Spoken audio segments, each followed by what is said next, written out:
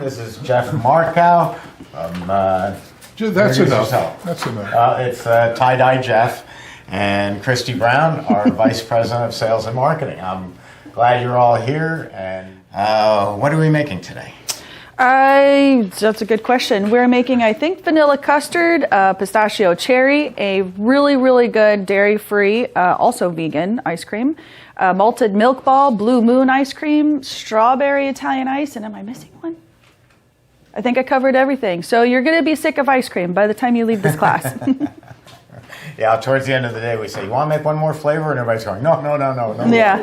I'm interested in the Blue Moon because I know it's very popular with kids.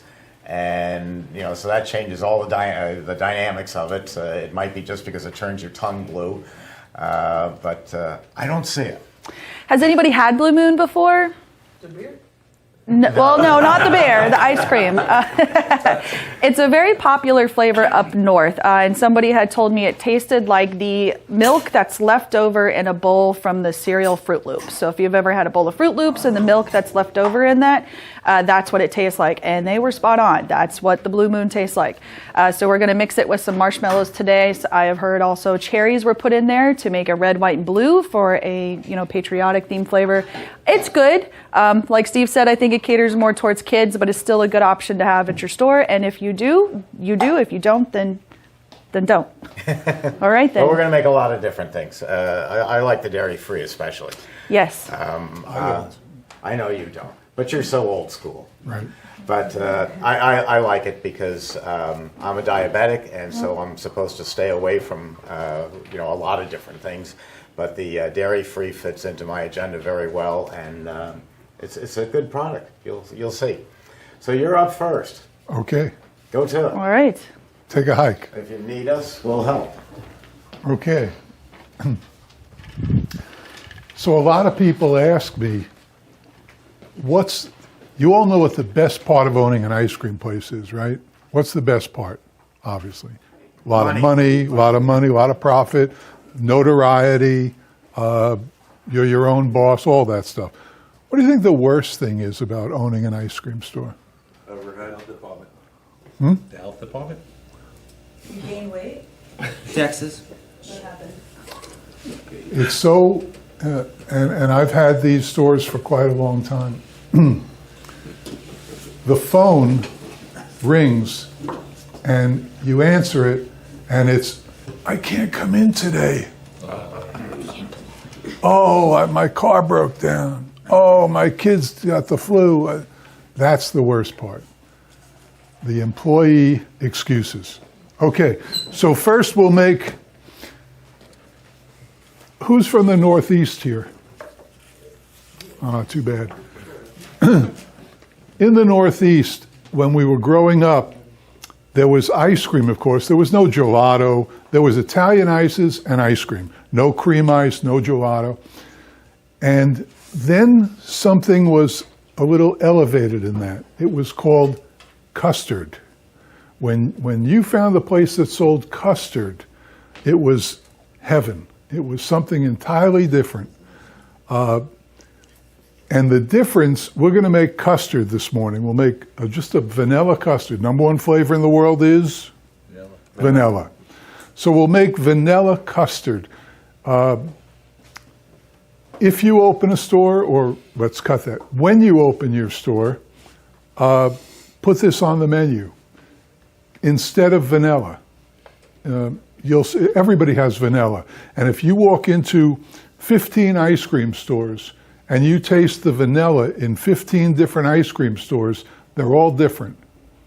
And if you go to the supermarket and you look at Ben & Jerry's and Haagen-Dazs and Edie's and all the ice creams, and if you take the vanilla and bring it home, they're all different.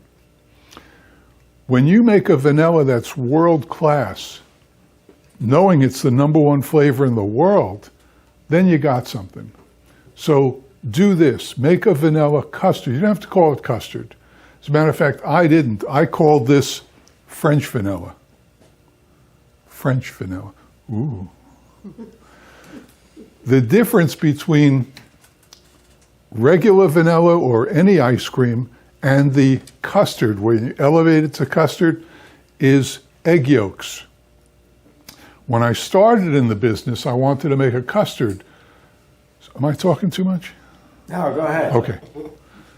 So I had to make the egg yolk base myself, and that meant cracking all the eggs, and then you've got to heat them up to pasteurize them. And I did this in huge pots on the stove, heated them, simmer for hours, and then I would pour it into buckets and let it sit overnight till it got to normal temperature, and then the next day I would bring it to the store and make vanilla custard. Now you don't have to do that anymore. There's a genius product out there. What's his name? Who used to be here? Oranger. Rod Oranger. Rod. He came up with a terrific product. And the name is a little confusing, but essentially this is a 1-gallon can of egg yolks. The number one ingredient, egg yolk, pasteurized. And he calls it Bavarian Base. And you can get it through iRice. There's nothing else like it. This is a game changer.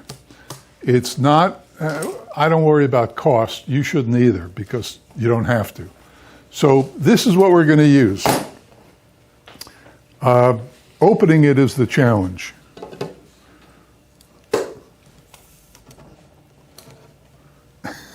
Tuesday, Thursday. Sorry. That's all we have. The conditions you have to work under. It's not employees, it's this stuff.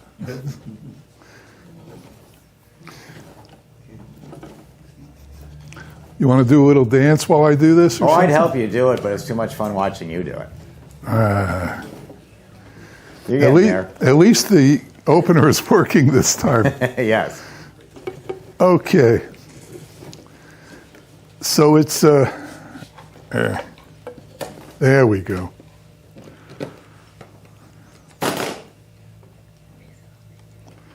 And that's what it looks like. Can you all see that? It's an innocuous brown,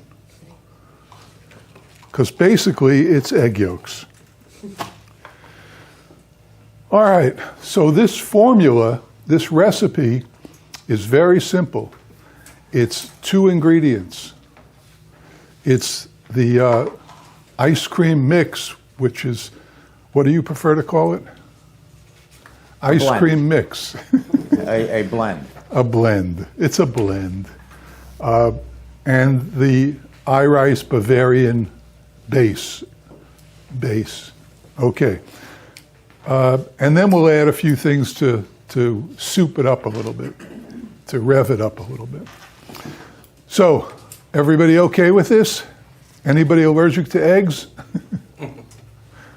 All right. The machine has been sterilized, sanitized this morning, and it's all ready to go. This is a 24-quart emery. This is what you'll all have eventually. This is the machine.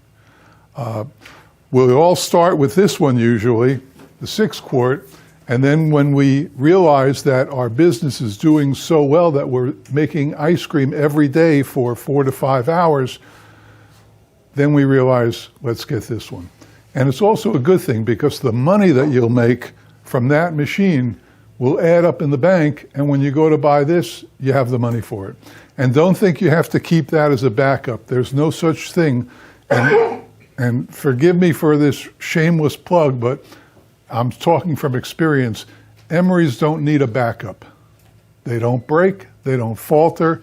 If there's ever a problem, it's operator error. We won't get into that. Okay, so we're ready to deftly pour this into the machine, but I'm not going to do that. I'm going to scale down a little because I don't like having to pour this into that. So we'll pour this into that. Would you hold that?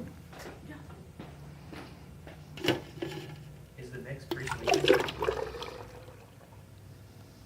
Okay. You have to say that again. Is the mix pre-sweetened? Pre-sweetened? Is there sugar in the mix or is it just dairy? Not significant. Okay. Thank you. Okay. Okay, so we'll pour, this is 3 quarts.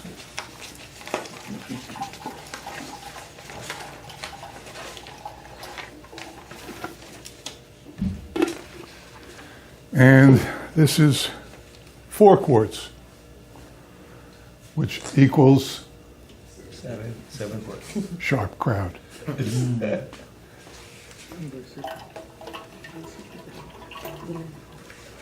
So the Bavarian flavor, that doesn't make like custard, like coconut custard. It makes it like the Johnny Rockets, like vanilla ice cream custard. I've never eaten there. The only way you're going to get coconut is to put coconut into it. Well, I mean, like, the flakes, like how it has custard, and it just has coconut flakes on it. Or Yeah. better yet, coconut cream, The no, I'm sorry, the cream, Boston cream donut. It's not like they put custard in that. It's not that kind of custard, right? Anytime, it's actually a federal term. For something to be custard, it has to have a certain percentage of egg yolks in it. I think it's something like 1.3 by volume, 1.3% by volume, but Okay. it adds, I like the term French ice cream, French vanilla, which is what it always was called, and it adds a creaminess to the ice cream. The question about the sugar, your ingredient list in order of what's in there is milk, cream, sugar, skim milk, and that's all you need. There'll be some natural stabilizers and emulsifiers, a gum, and a seaweed will often be in there. Okay, we'll start it up. Usually when I make ice cream, or all the time, I put the base in first, the mix, the ice cream mix, then I turn it on, then I add whatever we're adding. So we'll do this, we'll put it on, it says, I want to, 1, make ice cream, 2, get help. Let's go with option 1. Make ice cream, homemade ice cream. And we'll start it up. This will go to 234 RPMs, revolutions per minute. So the blades are spinning counterclockwise inside at 234 revolutions a minute. You can't even do your finger that much. Is this working?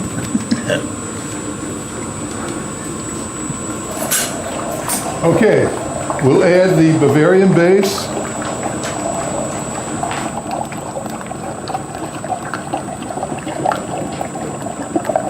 How much of that are you adding? How much Bavarian base is you added? I added 1.5 quarts. Now we're going to do what you should always do. And what's that? Taste it. Taste it, of course. Because many times your recipes will have 4, 5, 6 things. And even though they're right in front of you, you may forget. So you want to taste it and see what it tastes like. We'll also add a little vanilla. We have 8 quarts, so we'll add how many ounces? 8 ounces. 8 ounces, right.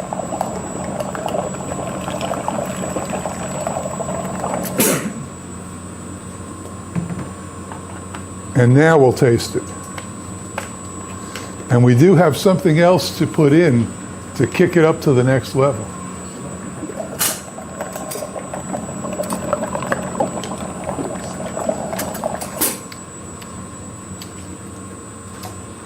Whew, that's good.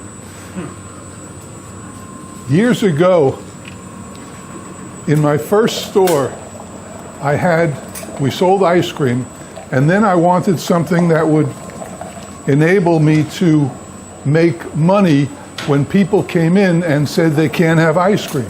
They're diabetic, they're anti-this, whatever. So I put a coffee bar in for cappuccino and espresso. And it's a good idea because I made the same amount of money on every cappuccino as I did on every ice cream. However, what happened was I found out that people were getting into flavored cappuccinos and flavored coffees. So I did a little research and I found a company called Torani, Torani, and they make all the flavors for coffees. All the different cappuccino flavors, espresso if you want to do that, cafe americano, cubano, they make flavors for all of them. So I had them at my coffee bar.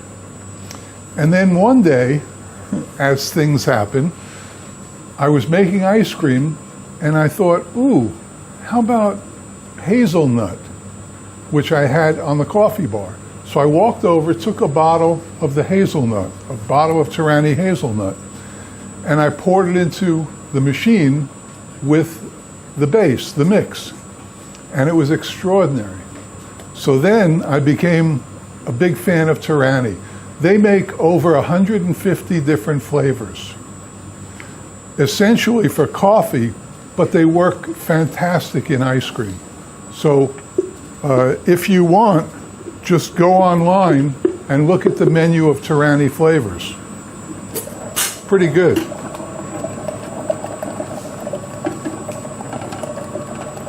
Oh, so that brings me to today's story. Today's story is, to kick it up a notch, we have some Torani vanilla. Now, they also make French vanilla, but I'm a big fan of this one. So we'll see if we can maybe pump it up a bit just by adding some of this.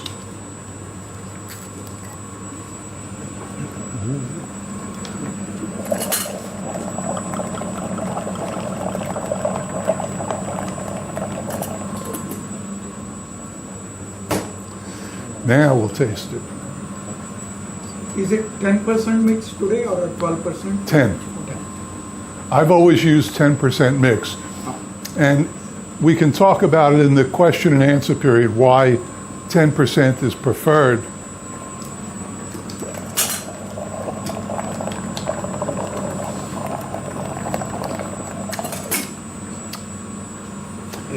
We're there. So now we'll put it on the refrigeration, which is the button over here. You'll hear the compressor go on, and listen for it, because when you shut the machine, you want to hear the compressor go off also. So listen up. Kind of easy to hear that. Okay, so now we're on our way to vanilla custard or French vanilla ice cream. Forgot the what? The water? Yeah. What about the water? It's okay. Oh, okay.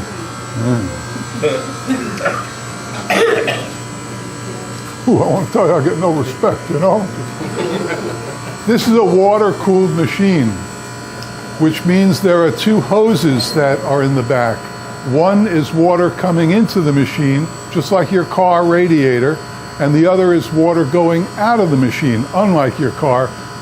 This is a sealed unit. What am I talking about? So the water coming in is coming from the wall over there into a hose going into the machine.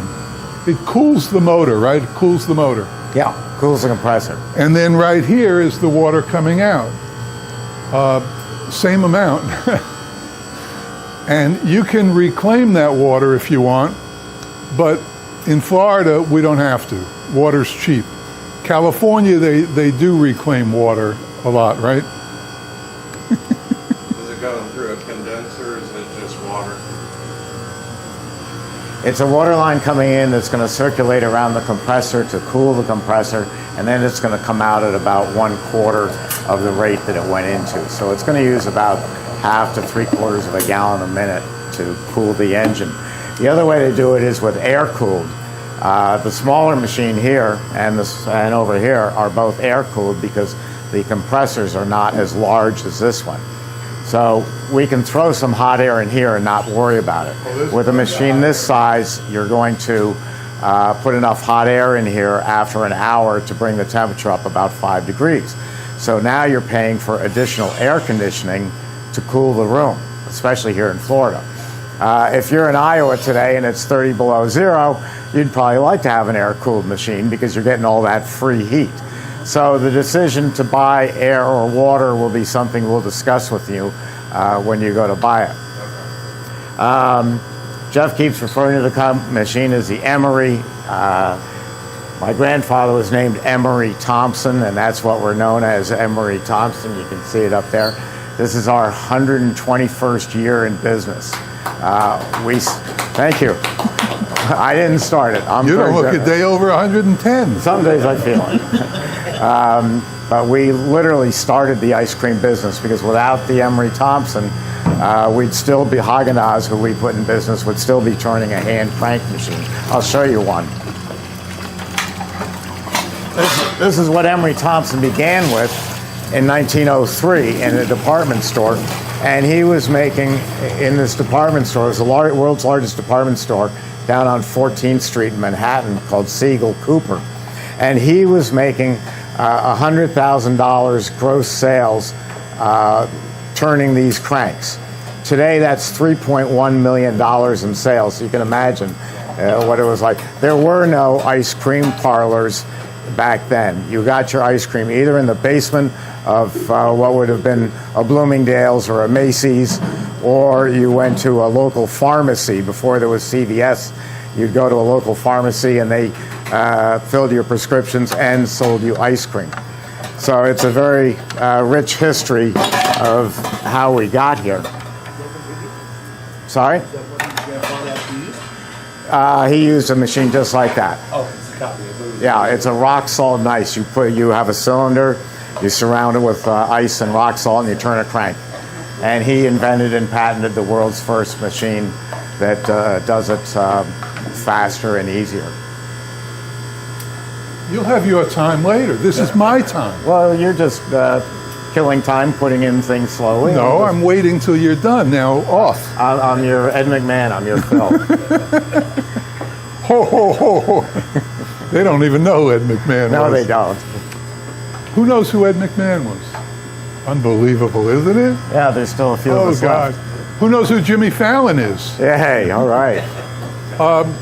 Now, I just asked Christy, I took a look.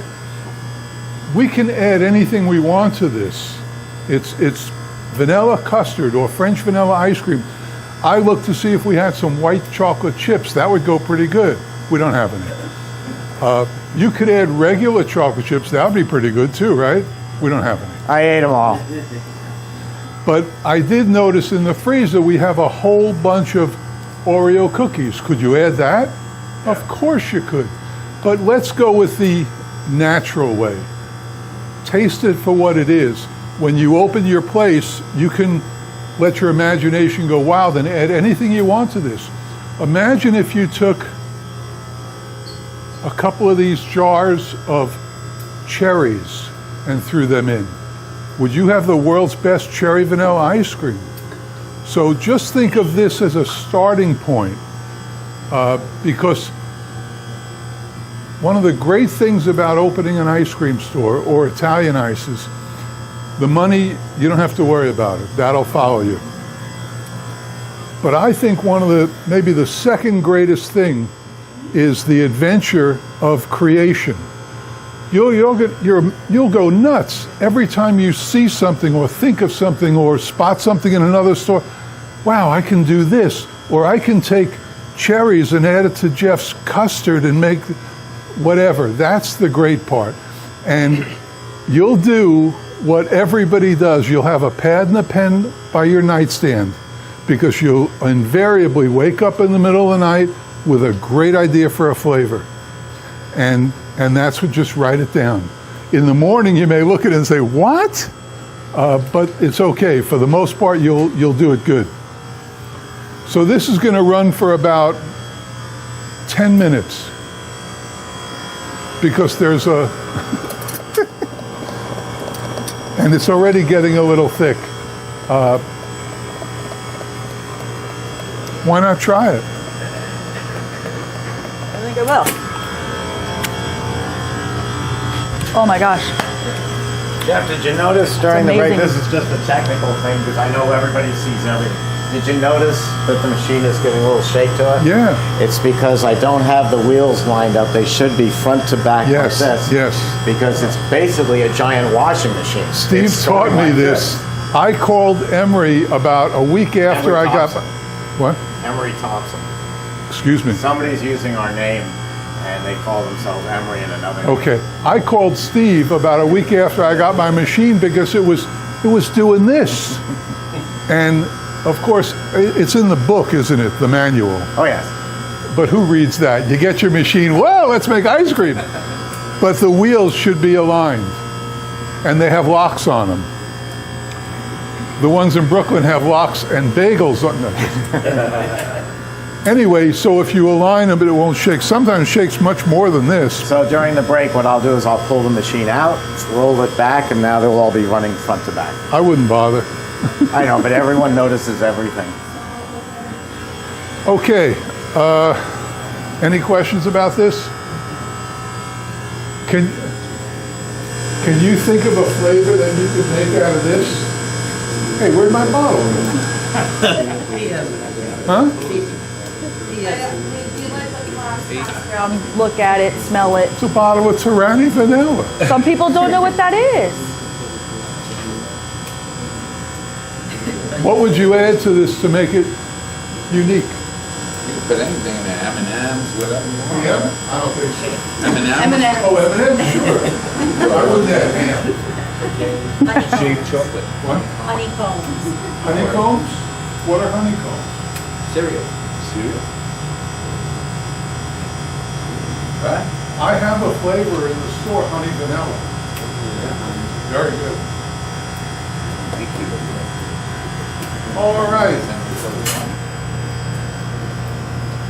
Now, you saw what it was when we put it in, and now, see it's thickening up. Another minute or so, and we're ready to roll. Don't drink from that bottle. A normal batch time for vanilla is going to be about 8 minutes. This will be longer. If you were doing Italian ice, say a lemon ice, it would be 18 minutes. The difference between the two is Italian ice is very high in sugar. So the more sugar in the product, the longer the freezing time. So Jeff added the egg yolks. The second ingredient in the egg yolks is sugar. So the sugar content went up. The big ingredient in the Tyranny syrup is sugar. So the sugar content went up even more. So by taking an 8-minute batch of vanilla and then adding those two ingredients, you're adding more freezing time. So it's just something that you learn.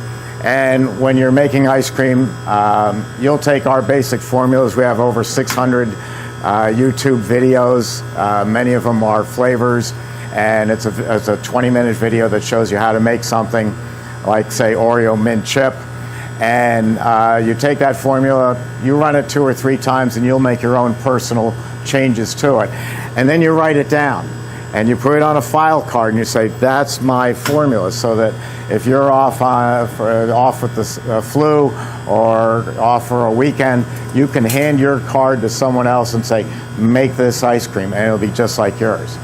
So we won't be spending time testing like Jeff was doing, and a little of this and a little of that. It'll be written down, and you don't change the formula unless the owner says, I want to make this change to it. So we want consistency in the ice cream business. If I only come see you once a year up in Cape Cod, and I remember how great your mint chip is, I want it to taste just like that this summer when I go. So consistency is extremely important in our business. Is that the lowest RPM? No, this is the highest.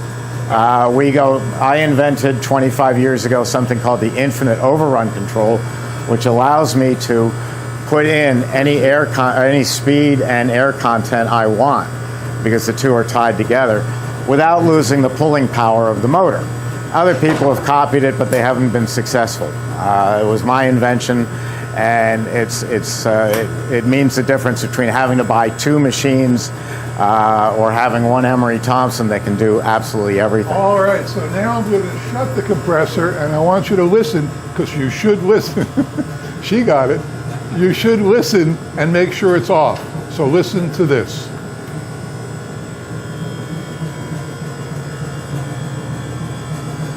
Takes anywhere from 15 to 20 Okay. seconds. All right, and here we go. It just looks decadent, doesn't it? Looks good.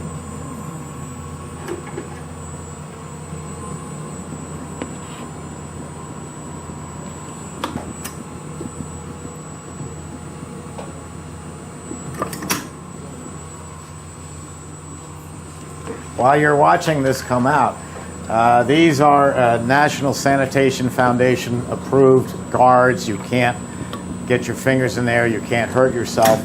But unlike any other machine on the market, it's free flowing out. So we get the ice cream out in seconds as opposed to minutes. And why that is important is because if you leave it in the machine for a long time, it's now going to take on more air. So you would have inconsistency between the first tub and the last. But if I can get both tubs out in, say, 30 seconds, everything will be very, very consistent. There's that word again, consistent. Beautiful. Nice job. Pretty good. Very good.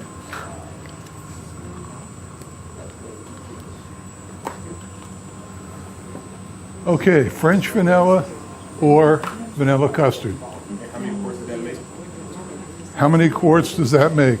Well, we got 1, 2 quarts or gallons. You measure in gallons. So we got 1, 2, probably 3 when all's said and done. It's a half batch. This model will make 6 gallons. Yeah, you'll get 6. 6 gallons at a time. This makes 6 to 7 quarts. This makes 3 quarts. And we go on up here to the world's largest production batch freezer that makes 11 gallons. Actually, we're getting more. Okay. Yeah. That's 3 gallons, you said? And that's 6 quarts? Is it almost the same? The 2 machines? 6 quarts? 3 gallons is 12 quarts. 12 quarts, that's almost. It'll make, this will actually make 24 quarts. Got it. This makes 6 to 7 quarts. So it's 4 times that. It's 1/4 the amount of ice cream of this. Got it, okay, thank you. Steve, Yeah. if you're making a 6 gallon and that one is the freeze time the same?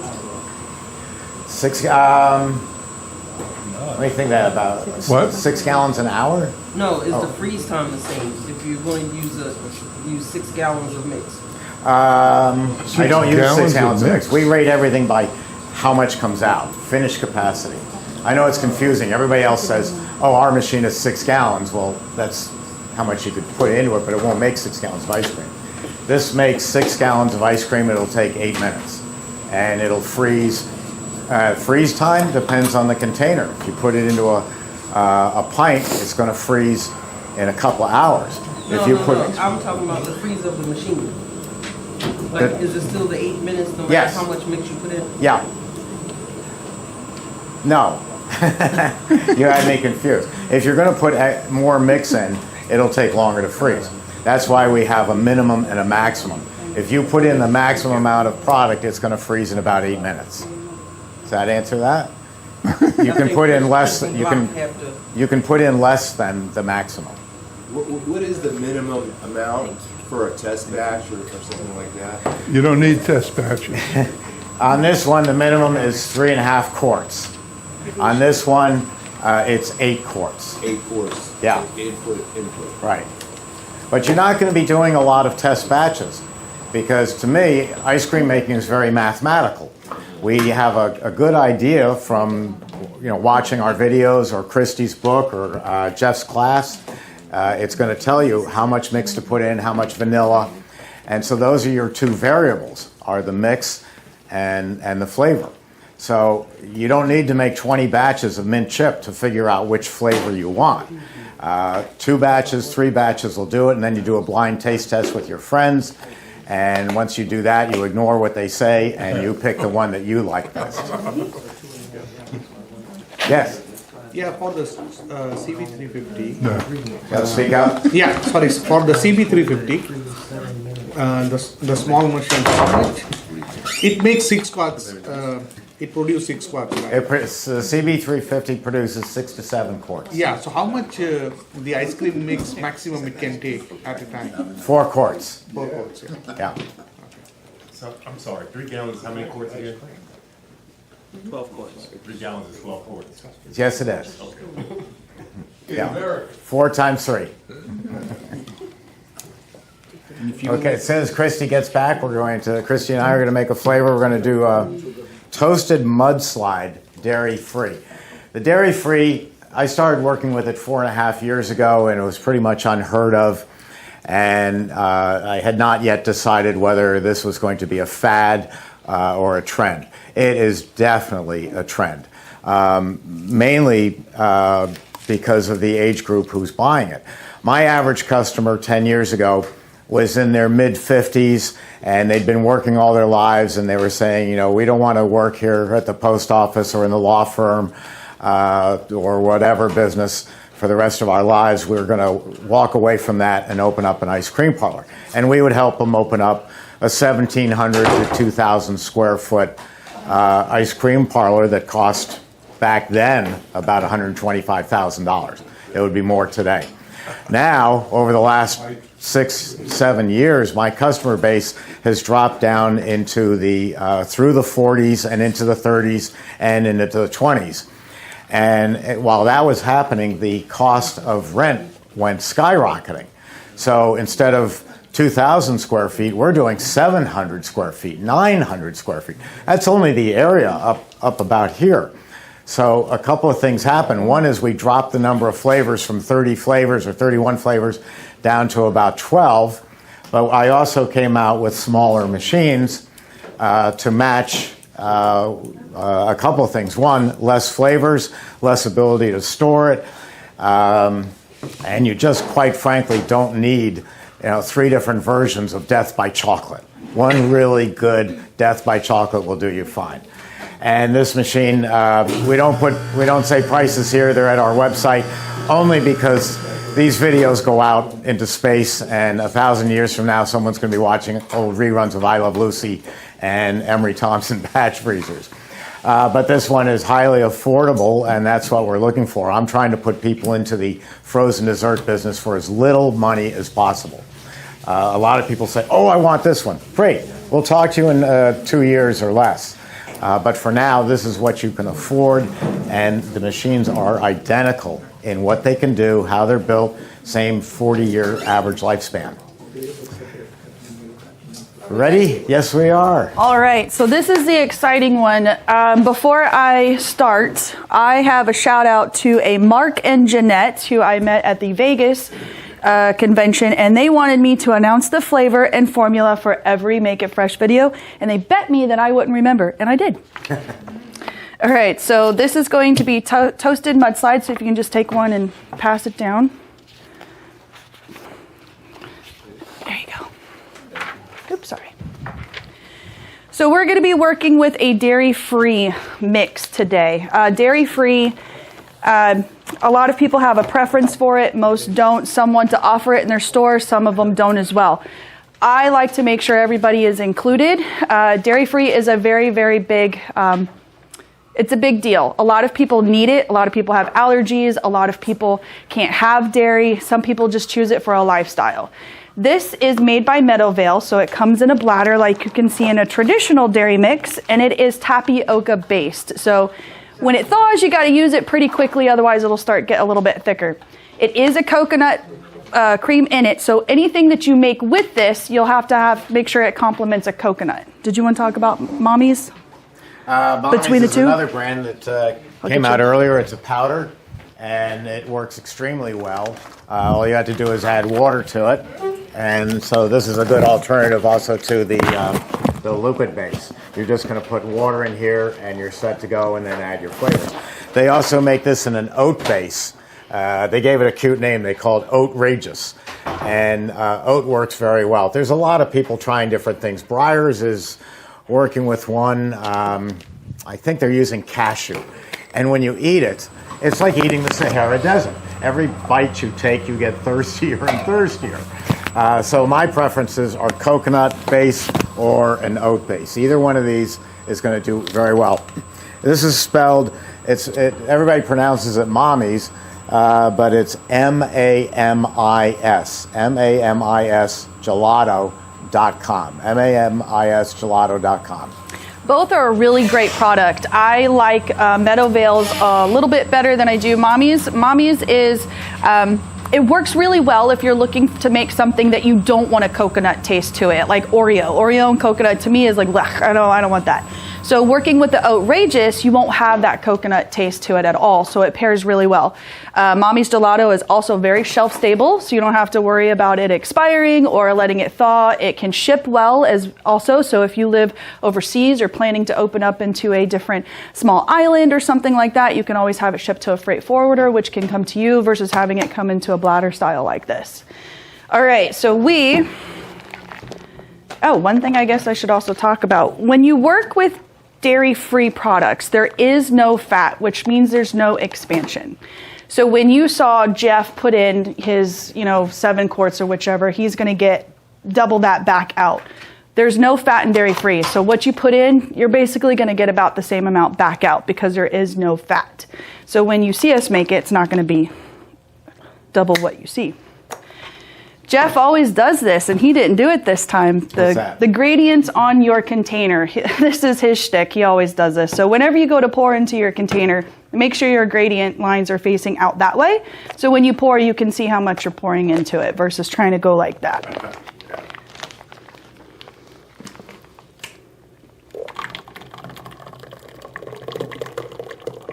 It says 3.5 quarts on that, right? We are good. All right. Now you're going to use the CB350. We are going to use the CB350. And we have pre-sanitized this, so we're good to go. All right. This is coconut based, right? Yes, it has coconut cream, sea salt, carabine gum, which is a tree, a couple other ingredients, tapioca. And this was shipped to us frozen. So when we received it, we just threw it into our chest freezers and left it there until we were ready for this class. So this was shipped to us back in October, and we've kept it at 15 below zero. Anything that's below freezing is going to work well. And then we just thawed it in the refrigerator for a couple of days before we, get to the class today. So here's another super. Oop, go ahead. For the CB350, you said it was a minimum of 3.5 quarts and a maximum of 4 quarts? Yes, of liquid. And then all your ingredients. So I'm throwing in a bag of Oreo cookies, or I'm throwing in a quart of fresh strawberries. Okay, gotcha. Yes. Thank you. Based on your experience, what do you prefer, a liquid base or a powder, then add some kind of water or something? I prefer the liquid base. It is very smooth. It's very creamy. The texture's there. It tastes just like a regular ice cream to me, but with a coconut background to it. Like I said, Mommy's is a very great product. Everybody has their preference.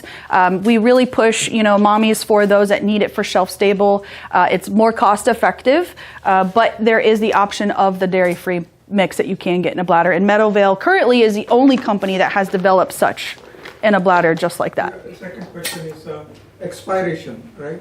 For liquid base versus solid. Well, you can freeze the mix. So being in a chest freezer or your walk-in freezer, whichever, it can last for months. I'm not exactly sure the shelf stable, but I believe, don't hold me to it though, the Mommy's is shelf stable for 18 months, I believe.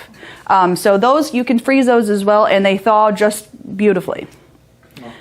And then another thing too with Meadowvales is they are vegan. So you can advertise and offer your vegan customers and your dairy-free customers this mix as well. So the exciting part, I'm very well known for making boozy ices and boozy ice creams. I had found by Bailey's a dairy-free Irish liqueur. It's also vegan. So we are going to make a dairy-free boozy liqueur, and we're going to call it Toasted Mudslide with some toasted almonds that I toasted already at home and then put back in the bag. All right, so we are going to go ahead here.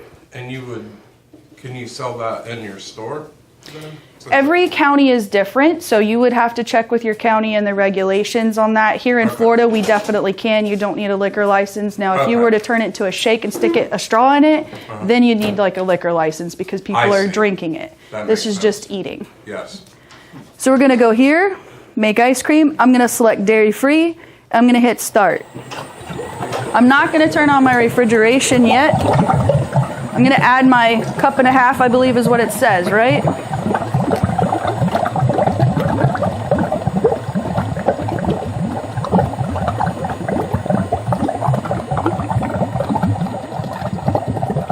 I haven't even smelled it.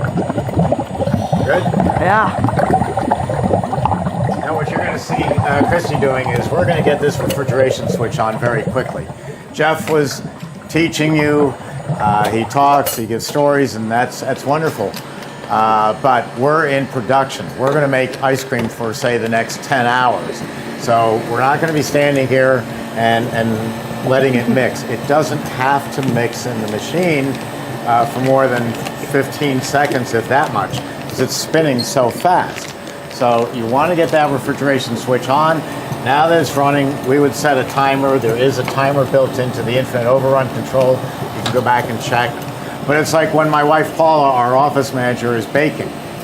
She's baking a lemon birthday cake, and she knows it takes 25. She sets a timer for 23 minutes, and then she's going about doing every other things. In the ice cream parlor, you're measuring out your next flavor. You're maybe washing up some utensils. You hear the bell go off at 23 minutes. You don't go over and say, my lemon birthday cake is ready. You check it. Maybe you put a straw in it. You see how it is. You know that you've got the average time, but you still double check it. But the main thing is we want to do production. We want to, on the big machine, we want to be doing 60 gallons an hour. So we're getting that refrigeration switch on as fast as we can. To mix it for 2-3 minutes does nothing to improve it. And once we get this on, it'll get cold, but it won't start turning into ice cream until about 5 minutes in. So if I waited 5 minutes before I go, oh, I forgot the vanilla, I can still pour it in and everything's gonna be fine. Yes? I'm sorry, you gotta speak out. I'm sorry. If the timer fails, doesn't it throw off the circuitry for everything else too? Say it again? If the timer should fail, like you put a timer on it? So the timer won't fail because it's built into the screen. So I thought you said it because he doesn't put a timer because it fails. Or is it a different kind of timer? he does manual timers because that's what he likes to do. Yeah. The machine itself right here, as soon as you turn on the refrigeration button, the timer will start. I don't go by. Say that again? No. The timer broke, the whole thing broke? No. Okay, I'm sorry. So every flavor is going to have a different time. I've been doing this for a while. I don't use a timer. I can tell by the way that it sounds. I can tell by the way how I cut it off, things like that. Another thing too, so whenever you do your very first batch of the day, it's always going to take a little bit longer than your batches after that. Reason is your machine's warm. It's not cold. So your very first batch that you make is going to probably take, an example, this one, I added alcohol, so it's going to probably take about 14 minutes, 15 maybe. Now, if I was to make the same batch again right behind it, it's not going to take that long because the machine's already cold. So that is how, if you want to write your freeze times down, I would go by your second batch that you do. Now, because I did add alcohol, it's going to increase the batch time. Now, I added a cup and a half. I could not do that with a Jack Daniels. If I did that, it would not freeze, it would be soupy. It'd be probably a milkshake stance. So the higher the proof, or like rums and whiskeys and stuff like that, you have to kind of lay back on it. And then if you still want to have the alcohol but more of a pronounced flavor, you can reach out to companies like Weber Flavors where they have bourbon extract, so you can add a splash of that bourbon extract and still put your real bourbon in it with that flavor and the alcohol both together. With this one, I can add more. In the 24 quart, I put up to a fifth of alcohol into there, and here I put just a little under a pint. We're the only machines that you can do that. If you use any other machine on the market, it won't freeze. But even that has a limit. But also your state has a limit of how much you can put in, and it's still an ingredient. So all you do is contact your state and find out what that amount is. It's going to be by volume. They're going to say something like 2.6% by volume. Well, you can do the math on it and figure out what that is. And that's what you can actually put in the machine. If you put too much alcohol in, you're ruining the ice cream, because now it's not ice cream, it's alcohol in suspension. And we made a 151 proof grain alcohol one time, and we took a taste and we all went like that, because it was just so much alcohol it took your breath away. The alcohol is a flavor, it's not a mixed drink. Right, and that's when that Weber flavor for that splash of bourbon comes in handy to give it that extra flavor. So notice I didn't put in my almonds right away. I want to let it get a little bit more firmer, so when I put my almonds in, it's going to mix very well versus having a potential chance of kind of sinking to the bottom. They're not all going to sink to the bottom if you wanted to go ahead and dump them in when you start to the machine. They're pretty light, they'll fluff around in there as well, but this just helps keep it suspended.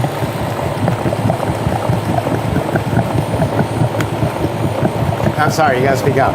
We have the noise. You're doing the same that she's doing with the almonds with cookies, like Oreo? When I'm doing Oreo cookies, I use two terms I call fruit flavor and fruit identity. So instead of fruit, I'm using Oreo cookies. So let's take the bigger machine for a minute. I'm gonna take a whole big bag of Oreo cookies and dump it in the machine with the mix and now, and run it. And if I tasted it right then, if I was blindfolded, I would say, yeah, that's Oreo cookie. I can, for every particle of dairy, there's a particle of cookie right next to it. But you take the blindfold off and it's, where's the beef? I don't see any pieces of cookie. So I've got my Oreo cookie flavor in the machine. Nobody else can do that.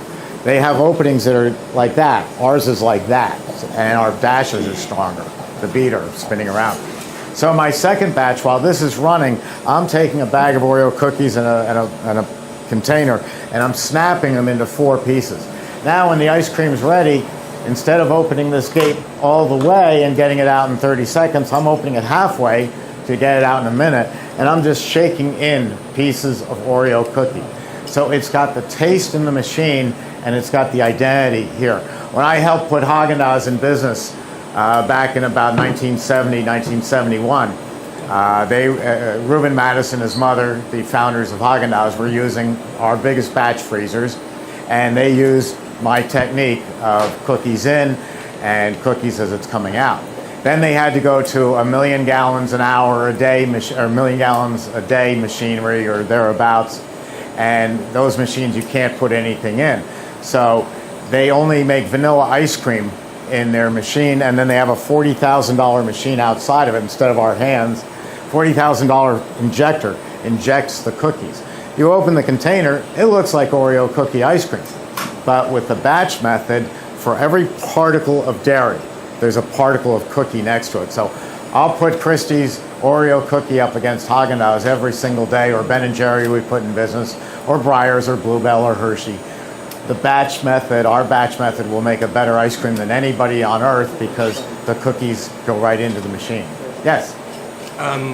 Would you pulverize the Oreo cookies before you put it in, or would you put them in whole? I don't have to pulverize them. I can put them in whole because the agitation is going to break them up. Okay. There's actually, you know, they Scoot up. They feel hard when you're eating them, but compared to, say, a walnut or a cashew, the cookies are actually on a soft side. With cashews or walnuts or pecans, you can buy a big bag of whole pecans and pay a fortune for them, or you can buy pecan pieces and pay much less. Right. So why throw whole pecans into a machine that's going to break them into small pieces? It's not going to pulverize them, but it's going to break them into small pieces. So I save a little money. Right. I buy pecan pieces and I throw them in the machine, and they're still hard enough they stay as a hard piece. All right, great. So just to recap, for Mark and Jeanette, it is 3.5 quarts of dairy-free mix. There is a 1.5 cups of the dairy-free liqueur, and then there is 4 ounces of toasted almonds. Probably a splash of vanilla would have been very good too.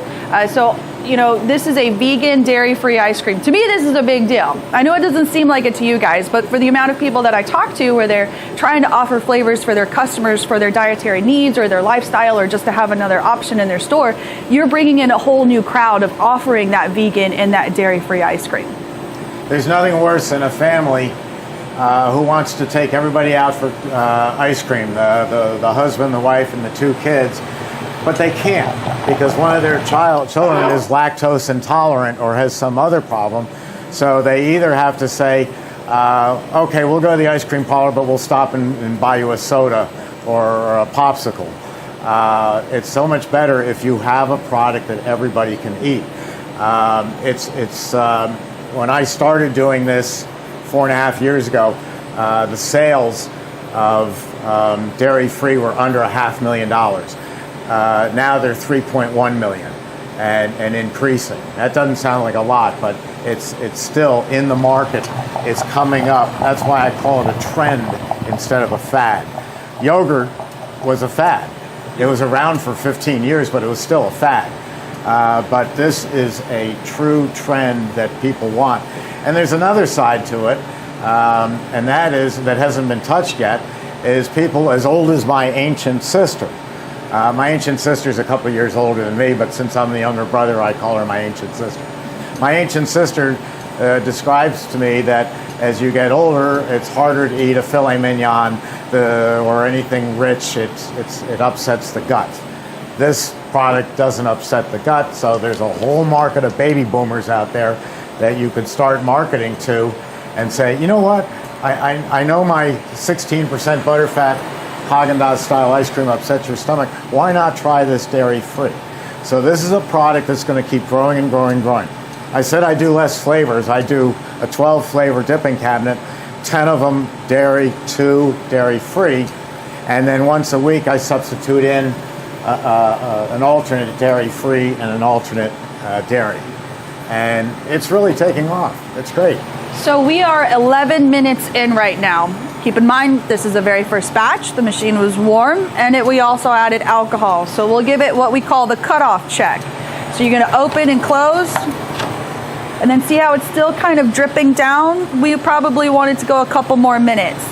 When it does get time and you think, it needs about 30 more seconds to freeze, go ahead and shut that refrigeration off because it's still going to freeze at least for another 30 more seconds because it's extremely cold in there.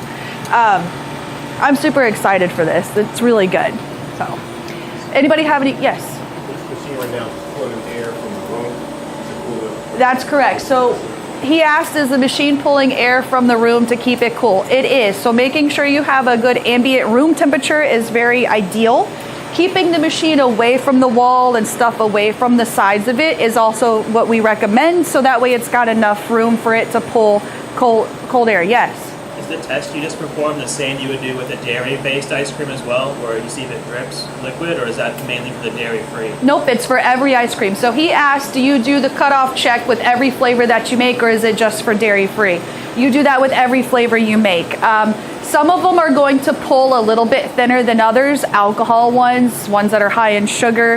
If I was to make an Oreo ice cream and then add chocolate powder into it, chocolate powder's got sugar, Oreo has sugar, so we just added sugar, and it's going to pull a little bit thinner, so no matter how hard you go to freeze it, it'll probably just still be a little bit softer. So you'll notice in your dipping cabinet, your vanilla isn't going to scoop as soft as your chocolate is because your chocolate has more sugar. But to go back onto the air thing, so when you work with the countertop models like Steve had mentioned prior, they are air cooled, so they don't need to be water cooled because they don't produce enough heat. When you get to the big guys like the 24 and the 40 quart, they pump out 15,000 BTUs. That's enough to heat up a 500 square foot room, so it's going to make you quite stuffy. So putting this one and this one in a little tiny room, still make sure you've got airflow, maybe some fans in there. Room like this obviously is fine. Jeff, I think, started off in a 100 square foot room, didn't you? 57 square foot room, a little bit smaller.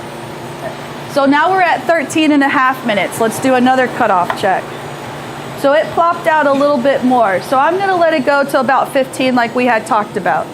When you're There's talking two. environmentally, air versus water, everybody goes, oh no, it's using water. That's not a bad thing because water doesn't disappear. The water goes down the drain and it goes somewhere. Eventually it's going to evaporate up into the sky and rain on somebody else's home. So your water isn't disappearing. Your electricity is you're raising the temperature in this room. You're going to use fossil fuel to run the air conditioning, and once that's used, it's gone forever. So to cool this room down to be comfortable for your employees is going to be a lot more efficient.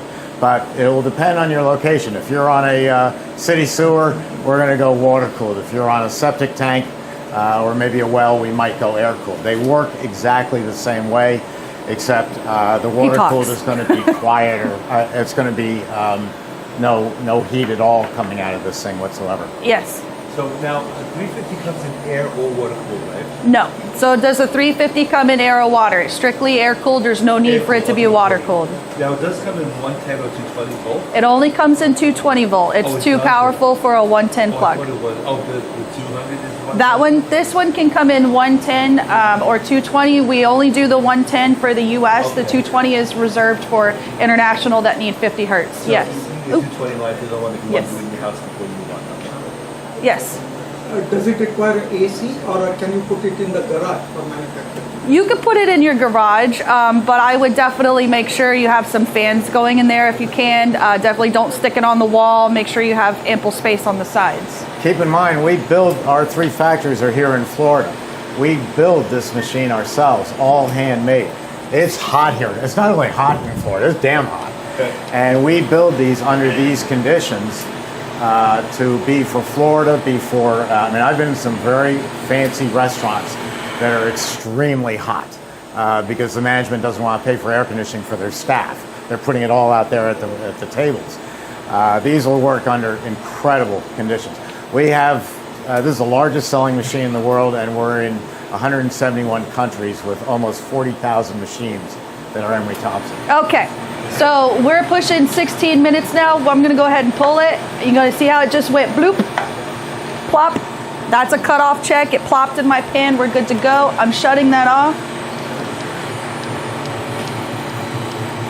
Now, dairy free runs at a lower RPM, so you notice it's not coming out fast, but we can speed her up.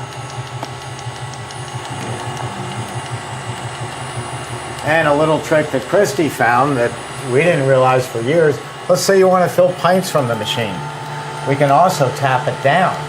We can slow it down to where you can take a pint, fill it, pint, fill it, pint, fill it, right out of the machine. No fancy accessories, no other machines, just slow the speed down. Couldn't be simpler. It's a very simple control with a lot of amazing engineering behind it. How many of you have not had dairy-free ice cream before? Oh, wow. You guys are going to be very surprised. Now, when you go to a store and you see a dairy-free, I'm not going to say it's going to be as good as mine, but it's definitely different than what you expect, but it's a good different. That's 5, 6, 7, 8.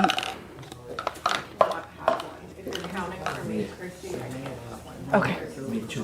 Okay. 1, 2, 3, 4, Yes. 5, 6, 7, Can you 8, slow 9, down 10, the 11, 12. 24 quart also? Yes, they're identical machines. Perfect. No matter what size machine, except for the 200. The 200 is set for super premium gelato and Italian ice. And on that freezing time was longer, number one, because of the alcohol, and number two, this freezes like an Italian ice. There's no dairy in it, but it's higher in sugar. I also have formulas at my website for making not only Italian ice, but sugar-free Italian ice. And it'll give you the formula. The secret ingredient is a product called allulose. It's a rare fruit sugar. And as a type 1 diabetic, I can eat it all day long. It has no effect on my glycemic scale. Yes, sir. I may have missed it. Did she put a dairy-free setting on the CB3500? Yeah, there's a dairy-free setting on here. I'll read them off to you, just so you have an idea. And we're always adding to it. Hit make ice cream, homemade, dairy-free, custard, super premium, gelato, frozen yogurt. Hit more recipes. Italian ice, frozen lemonade, sherbet, sorbet, sorbetto, cream ice, manual speed. My favorite is manual speed because you can talk to an executive chef all day long. Is anybody here an executive chef? Okay, I'm not going to insult you. They know more than God. Just ask them. Executive chefs. Anybody? Anybody? No. Oh. We're safe.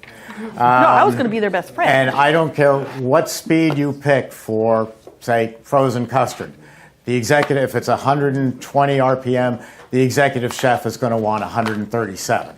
And so we have a manual tap up and down that you can change it in 5-degree increments. So if you don't like the speed we picked, you can adjust it by hitting manual and just tapping the up and down arrows, and it'll go up and down by 5 units. What is the speed for the dairy-free? The dairy-free is, let me look. I think it's 160. But keep in mind, if you're looking at another machine, these speeds mean nothing. It's like comparing a 900 horsepower Escalade, Cadillac Escalade engine to a Yugo that might be 64 horsepower. It depends on the machine itself as far as the speeds. These are speeds that I selected for my invention. We have a 350, but it doesn't have a dairy-free option on it. Thank you. Yeah, okay, so then just run it at 165. Okay. That's easy. Anybody else? Yes, sir. So what is the impact of the speed on the ice cream? I'll show you. It's real simple. Okay, here's my great simple explanation of the speed on the machine. I put heavy cream into this container, and I take a whisk, and I go like that. After 5 minutes, it's still heavy cream, because I can't spin my hand fast enough. If I take an electric mixer that goes much faster and plug it in and put it in there, within a minute or so, I have whipped cream, because I can spin faster. So we start with, to use the analogy, whipped cream, and then we slow it down to heavy cream. And it's the only machine that can do this. This is my invention. 25 years ago I invented this. That's a long time. All right, here we go. Jeff's going to make a pistachio something. Cherry. Pistachio cherry. Ready? Okay. You've got their undivided attention. For who's here. It's okay. We're going to start. Okay. All right, the bladders that the ice cream mix comes in universally are 10 quarts. That's what these are. They're 10 quarts. And they usually come 2 to a box.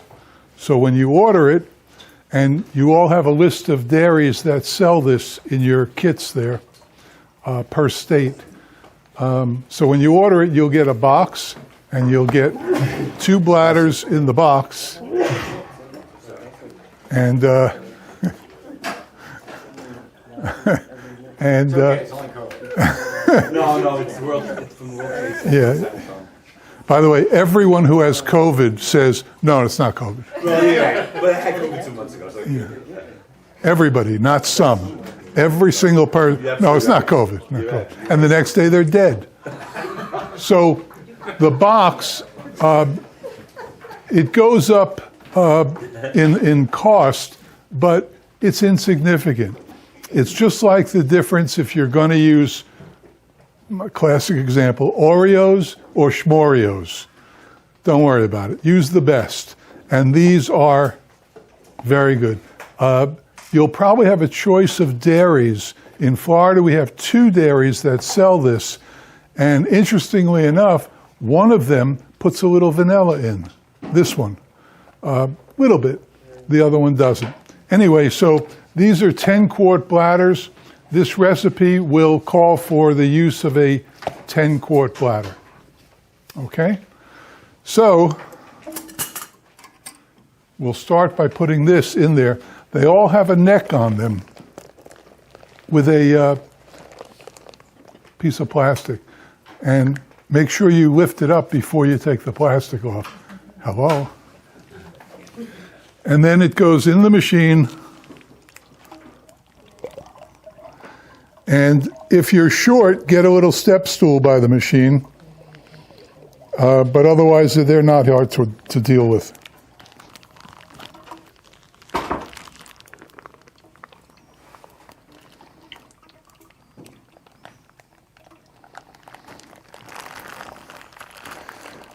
Now, this is a flavor that we've not made before, but it was requested by Mike, who works here. So we'll give it a shot. It's cherry pistachio. Sounds okay to me. So what we have is pistachio nuts, and what we're going to do is they're big, so we'll just give them a quick grind up in the machine.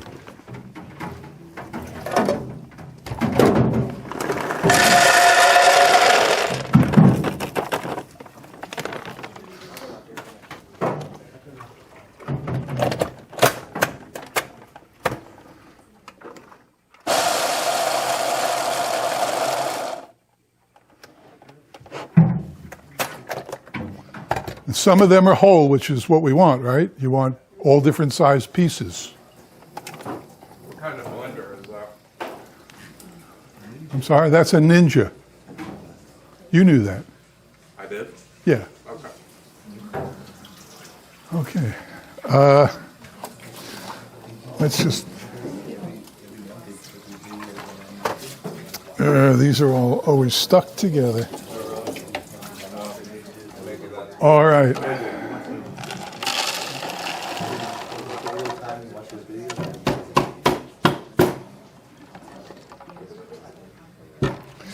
So that's what we have, a whole bunch of different pieces. The small pieces will do what? Okay. They'll impart the flavor into the ice cream. The big pieces will give it texture, crunch. Am I on? Mr. President. So next we have cherries. And we'll do the same thing with the cherries because we want both little pieces but significant pieces.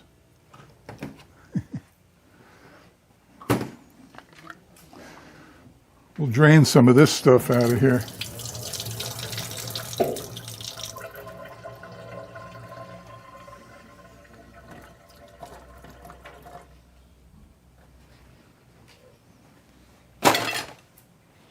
Is it better to use this cherries than opposed to just regular natural cane cherries? Well, when I was on my way here this morning, I didn't know which cherry. Who asked that? I didn't know which cherries we were getting. Had I shopped for this, I probably would have bought the frozen big cherries. Not the red ones, but they look black, but they're cherries. But these will be fine. These actually will have more flavor.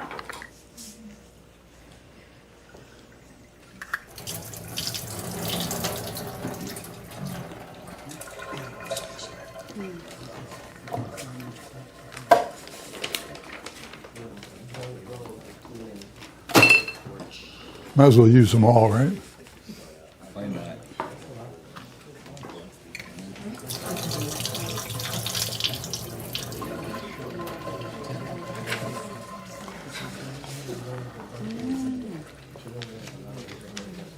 Ooh, that's a lot of cherries.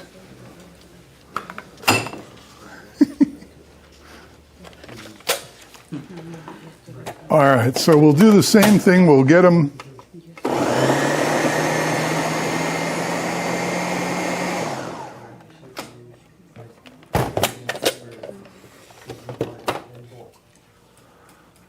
Okay.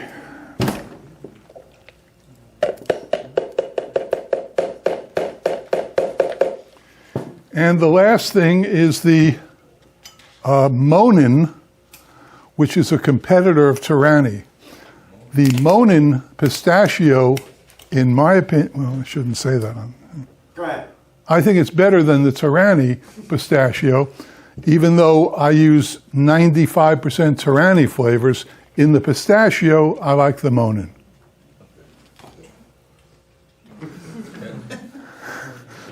Scratch them off from the contribution people. I don't think they were ever there. No, I don't think so. Okay, so are we ready? What should we add first? Mix. The mix is in the machine. What should we add first to it? We have three choices. We have the nuts, we have the cherries, and we have the pistachio Monin. Liquid. Okay, here's something to think about. Always save a liquid for the last thing that you add, because it will rinse all the dry stuff down the neck. It's just a minor thing, but why not do it? So I think first we'll put the cherries in, then we'll put the nuts in. Now we'll put the nuts in first. That way they slide down. What are you, nuts? Is that why sometimes you take half the base and you just put it in a bucket and then you mix the cherries and the liquid and everything together with the drill, and instead of having to rinse it afterwards? Is that why you do it sometimes?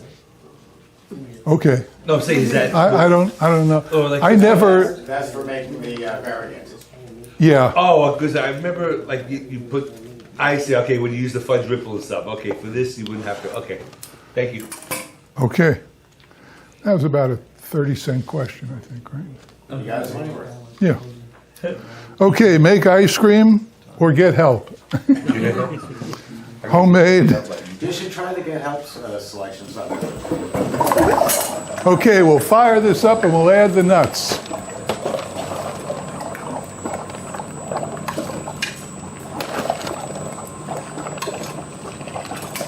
Don't try this with any other machine. It won't get hung up in the lip.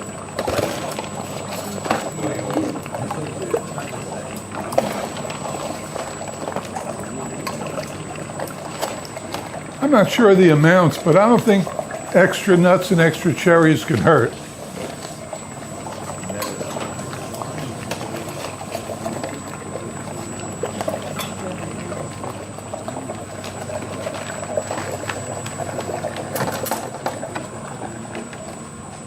No, I might use it for the ice cream. I'm looking at all of that syrup and the strawberries. Cherries rather, have a lot of sugar in them. That's going to increase the freezing time. Jeff uses a lot of syrup. That's very high in sugar. So we're looking at a long freezing time for this particular product. What do you think about 18 minutes? No, not that long. But again, the higher the sugar content, the longer the freezing time. Now, Steve, when you do that, alcohol raises it too, right? Even Alcohol never freezes. It freezes at something like minus 234 below zero. So alcohol will never freeze. You can put Stolishaya vodka in your coldest freezer and it will not freeze. But in our machines, it will stay in suspension. So it's held in abeyance, so it's all So frozen. it is going to retard the freezing. But you can put it in. Nobody else you can put it in. All right. Of course, we'll taste it as we go along because we've not made this yet, so we'll have to see, right? Yeah.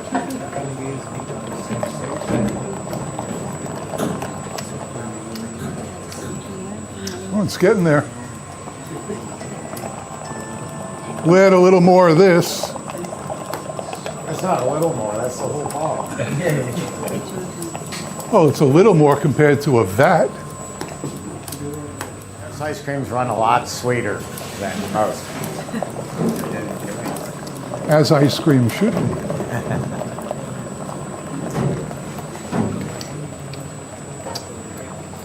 That's good. Little vanilla, maybe? No, you'll never taste it.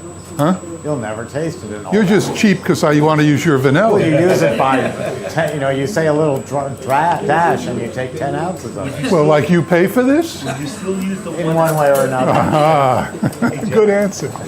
What? Would you still use the 1 ounce per foot? Like, would you still use 10 ounces in this recipe? It would be a waste. That's what I You're not going to so taste you it. wouldn't- Hey, ease off on that. Whoa. So you wouldn't use that rule like the normal Whoa. rule? There are no rules with Jeff. Oh no, I thought he uses. I thought he uses 1 ounce to 1/4. When it's my vanilla, yes. Okay. We're just having fun with you, Jeff. Can I turn it on now? I wish you would. Okay. Okay. This is a flavor, by the way, that would set you apart. This would set your store apart because nobody else has this. You know, pistachio is arguably one of the top 5 flavors in the world. People don't know that. But of course, there's vanilla, there's chocolate. In many lists, pistachio is 3rd, if not 4th, in the world. So when you have a flavor, you're a passer-arounder. If you have a flavor that takes pistachio and kicks it up a notch, it's something that people will talk about. Now, you want that in your store. You want to have a, maybe not a signature flavor, but a unique flavor.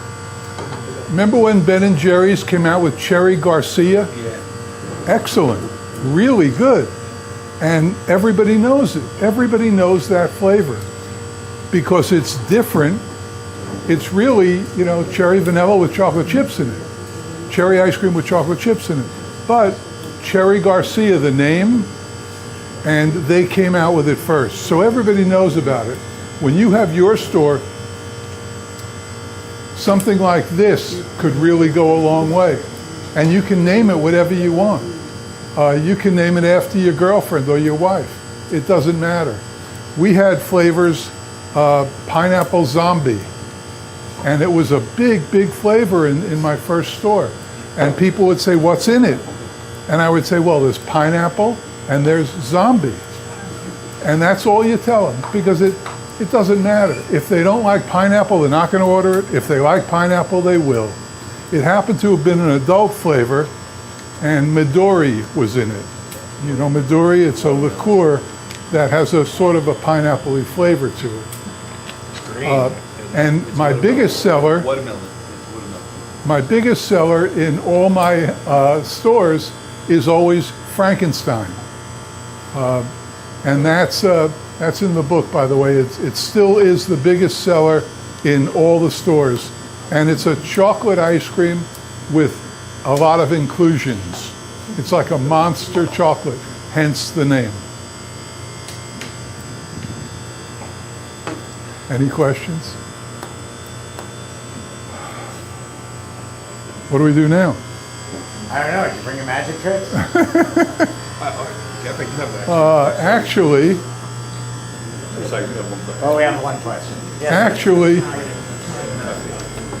one is bigger, one is smaller. Plain to see, right? Obviously, right? Which one do you want, the big one or the small one? Pick one. You want the small one. So that would be this one, right? Okay, so if I give you the small one, and then I do some magic words on this, your small one is now the big one. How'd that happen? When in fact, they're not different sizes. They are in fact the exact same size. Optical illusion. Magic. Don't try that at home. You had a question? Yes. I know you have a normal rule of like 1 ounce of vanilla to 1 quart of. So in this particular case, what were you thinking when you said, okay, I'll use some? I was thinking that he yelled at me. Oh, so it was just, let me just try some, not like I wanted a little less. Steve thinks that the flavor is so impactful that the vanilla will be overridden. It's completely, the flavor is so overwhelming that you're not going to see vanilla. God, There's just certain flavors it doesn't pay to put vanilla in because you're just wasting your money. Even salted though- caramel is not going to show up as vanilla in salted caramel. Even though, Pistachio is the #1 flavor here, not vanilla. Even though. we don't always add vanilla for the flavor of vanilla. Vanilla tends to smooth out the recipe. Kind of like nothing. I've never heard that one. You just did. Yeah, I know. Nutmeg does that too, right? Nutmeg does that too, right? Nutmeg, that does that too, right? I don't know. I don't know anything about nutmeg. Oh, sorry. Jeff and I disagree on a lot of stuff. You think? Dipping cabinets. I say the flavor of ice cream enhances after you've hardened it. I know that for a Steve fact. makes the Jeff world's thinks- finest machines, no doubt. Jeff makes money. I'm sure he makes. Oh, I do pretty well at I know that you too. do. I love talking to the Italian ice people because they're so down to earth. And you ask them, how you doing? And they go, oh, we're doing okay. What? You're doing okay? Is your wife looking for an island in the Caribbean? Yeah, she's got her eye on one. You're selling water with some sugar in it and a little bit of flavor. It's unbelievable. And those are the people who, if a serving costs you 10 cents to make, all natural, They want to make it for 7 cents using all artificial chemicals. I go, you're selling it for $3.50. What is 3 cents to you? So it's just common sense. Don't get me started, but you just did. Anybody else with questions? No? I think everybody's getting hungry for lunch. I think it's the sugar rush. I think so too. There, We have questions answered too, or to answer questions. questions and answers? Aren't we doing that? Yeah. Okay. Yeah, but we still got strawberry Italian ice. Oh, you're right. Okay. Yeah. What is it? Christie's up next. Okay. So write those questions down. These on? Yes, they are. I can hear you just fine. Nothing, huh? No questions? You know everything. How many people are going into ice cream? How many for Italian ice? Okay, we got some. Anybody doing just dairy free? Okay. That's suicide. Oh, I don't know. I said I am known for making proclamations that get me into trouble. I said nobody will ever do just a dairy-free store. 2 weeks later, a lady buys a machine, her second machine, for a dairy-free store in San Francisco. And of course, I rationalized it. I said, "What do you expect in San Francisco?" But the dairy-free is getting bigger. Okay, you all got a promo for my boot camp kit, which is listed up here, and I have 2 left with me, or you can order them. Those 2 boxes there, those are boot camp kits. It's a business in a box. It's everything you need from sitting here to owning a store. Everything. Soupy. Okay, yeah, all the sugar and the alcohol. Is there any alcohol? No, Oh, just the sugar. no, except what's in your vanilla, but we didn't add much of that. I got cut off at the knees on that. You were going glug, glug, glug, glug, glug. All right. Yeah, most everybody else is using a shot glass. So let's talk. What do you want to know about? You're sitting here, nobody owns a store yet, right? I do. You do. How's it going?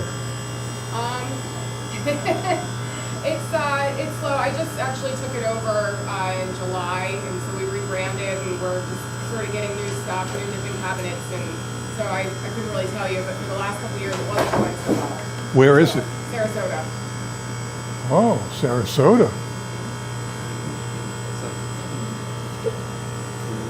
So what do you think it needs to improve sales?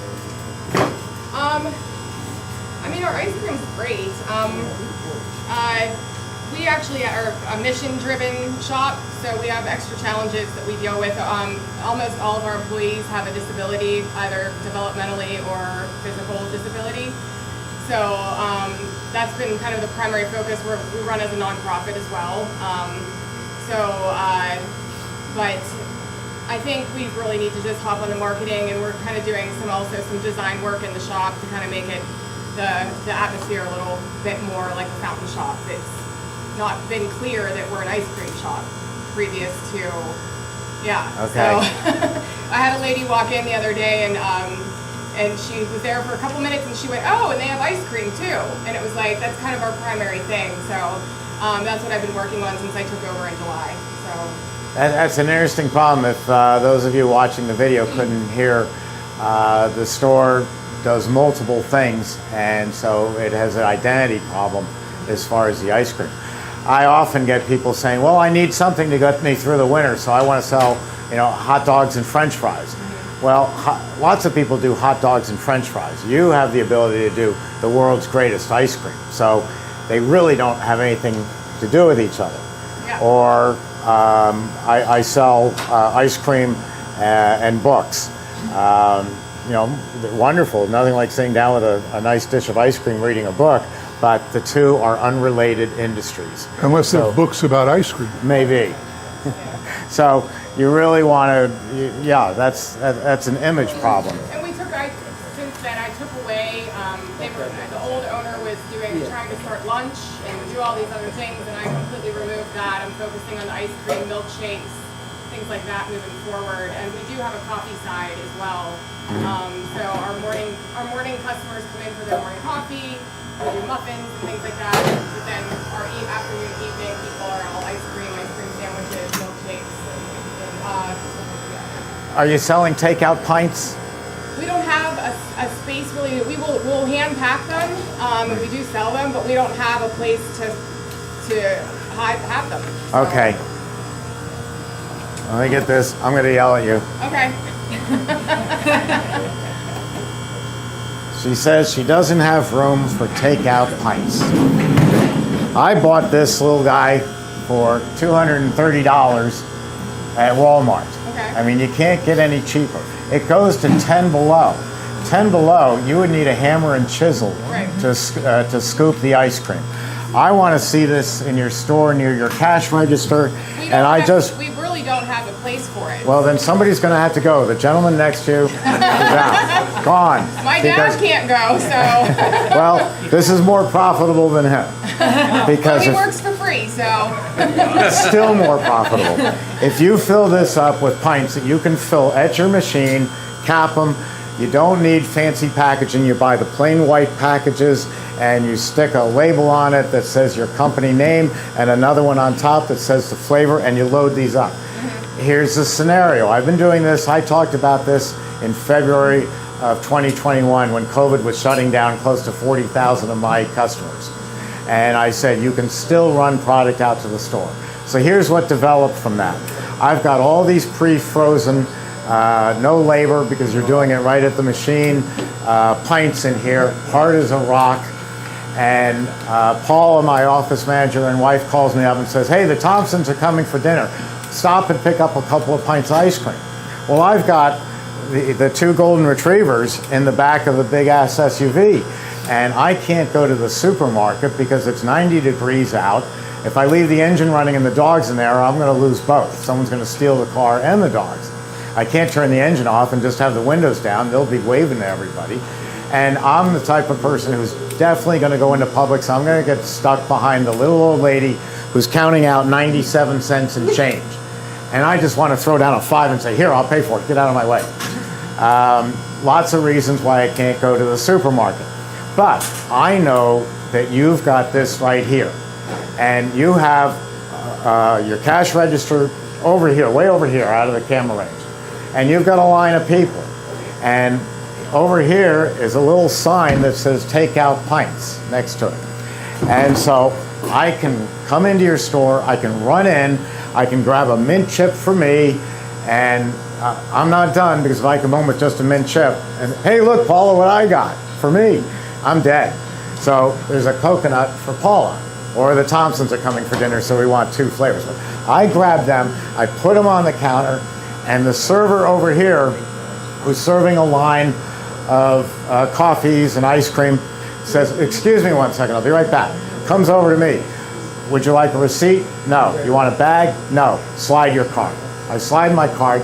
I am back out in the parking lot in about a minute and a half and driving home. My job as a lazy husband is done. I picked up the ice cream, I brought it home, I can go sit in my Barca Lounger and do nothing for the rest of the night. 10 years ago, the person next in line over here would go, look at that bum, he cut in front of me. And that doesn't happen. Now that person over here in line says, did you see that guy? I see his SUV and his golden retrievers in the back. He came running in here, grabbed 2 pints of ice cream, and was out in less than 2 minutes. I could do that next Tuesday when the Thompsons are coming. So now, for just the cost of this cheap box that goes to 10 below zero, that ice cream isn't going to melt for an hour driving home. Hey, you're overload. You hitting overload? Oh, they're finished. So you need this. This is a simple way. You've got to find the room. Something's got to go. This is going to make you thousands of dollars selling takeout pints. It's incredible. You won't believe it. You'll be in here next year and you say, you won't believe how much money we made. We're looking at an island in the Caribbean. I already. How many pints will that fit in there, Steve? I don't know. I haven't measured it, but I know it's so simple. You can rumble around and find the one that you want. I'm going to do limited flavors. Yes. You had mentioned the dairy-free trend. Are there any other trends, like long-term, that you guys have been seeing among your client base actually emerging? Fads come and go. Just give you some examples. Down in Mexico and along the southern U.S. border, it's always been strong with La Michoacana, which means ice cream in Spanish, basically, and popsicles. But paletos, yes. Everybody was making popsicles 4 years ago. It was a big splash. Everything on social media, you saw all the beautiful popsicles lined up, and they're charging $4 for these beautiful popsicles. And even I was surprised. They were made with fresh fruit. They were delicious. But people looked at it and said, "Are you kidding? $4 for a popsicle? I can go buy a box of them for $3. They couldn't see the value in a popsicle, sugar and water and fruit, and put through a batch freezer to give it the texture, the sorbet Italian ice texture you want. So I don't get any of those phone calls anymore. Gelato, you'll hear the other companies talk all day long about gelato.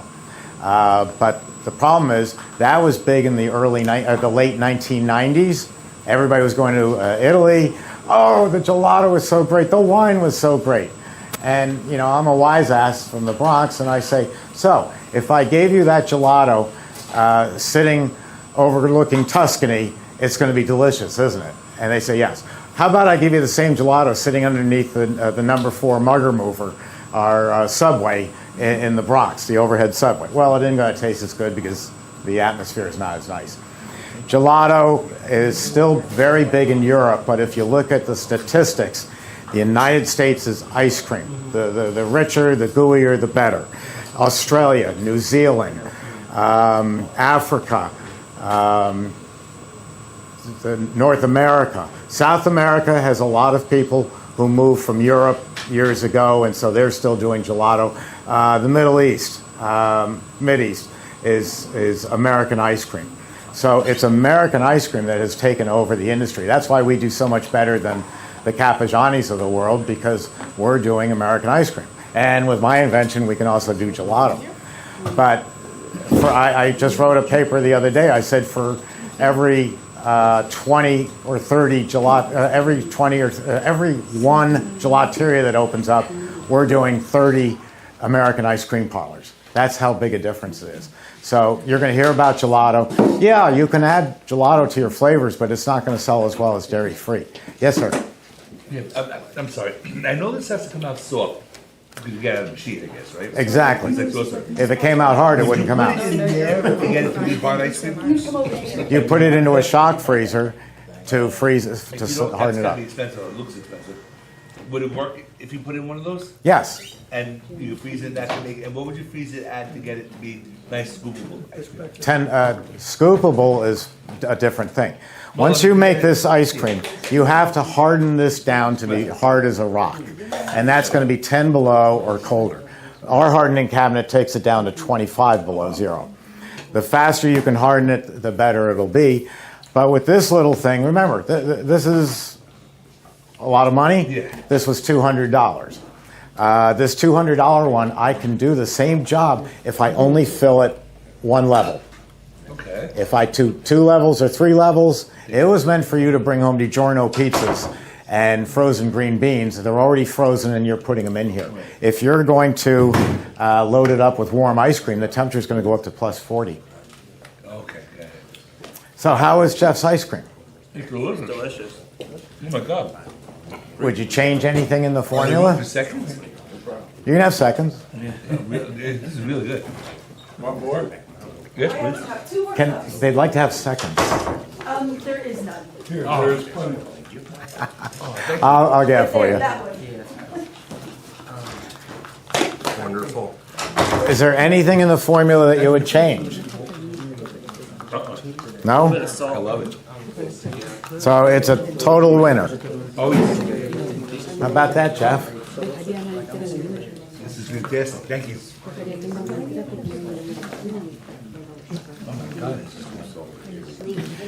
I'll show you one other trick, and then we're going to do our questions answered and then have lunch. But I'm going to show you a little trick about making ice cream. You're not going to like this. Okay, so we just made this flavor, and I'm going to take a spoonful of the ice cream and eat it because I want to see how the flavor is. And it's great. It's perfect. And then I'm going to make another flavor, and I'm going to take a spoonful of it. And then another flavor and take a spoonful of it. I'm going to make ice cream for 8 hours, and I'm probably going to make about 20 batches. Each spoonful is 1 ounce. Did you mean to eat 20 ounces of ice cream today? And are you going to eat 20 ounces of ice cream on Friday and on Monday? I'm just warning you, or as they say, I'm just saying, that's a lot of calories to be consuming. So don't fall in love with your own product. Taste the formula once and say it's great. I'm not touching it. No. I'm sorry. Oh, that's good. When you put cherries in a blender, you didn't pulverize it to a liquid, did you? Jeff pulled it out. The cherries, did you? But yet they're like, you don't have one speck of cherry in here. So with the cherries, you just can do like a little pulse. Well, don't take this the wrong way. It doesn't matter what I did. It matters what you're going to do. I want to get like this stuff. This is delicious. I mean, this is amazing. All right, you're right. You just have to see what it comes out. Okay, just try it myself. All right, thank you. And the glass. Oh my God. We were just laughing that all the spoons are getting thrown out, plus that glass that you so ceremoniously threw out. My wife Paula's going to go through it later today and pull out all the spoons and recycle the glass.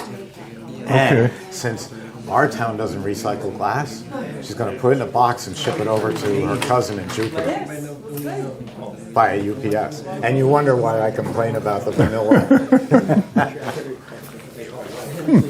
All right, we're going to grab some chairs and sit down. And No. we're not. Oh, we do have another. Yes. All right. Do you want to pass out the flavors? Yes, I will.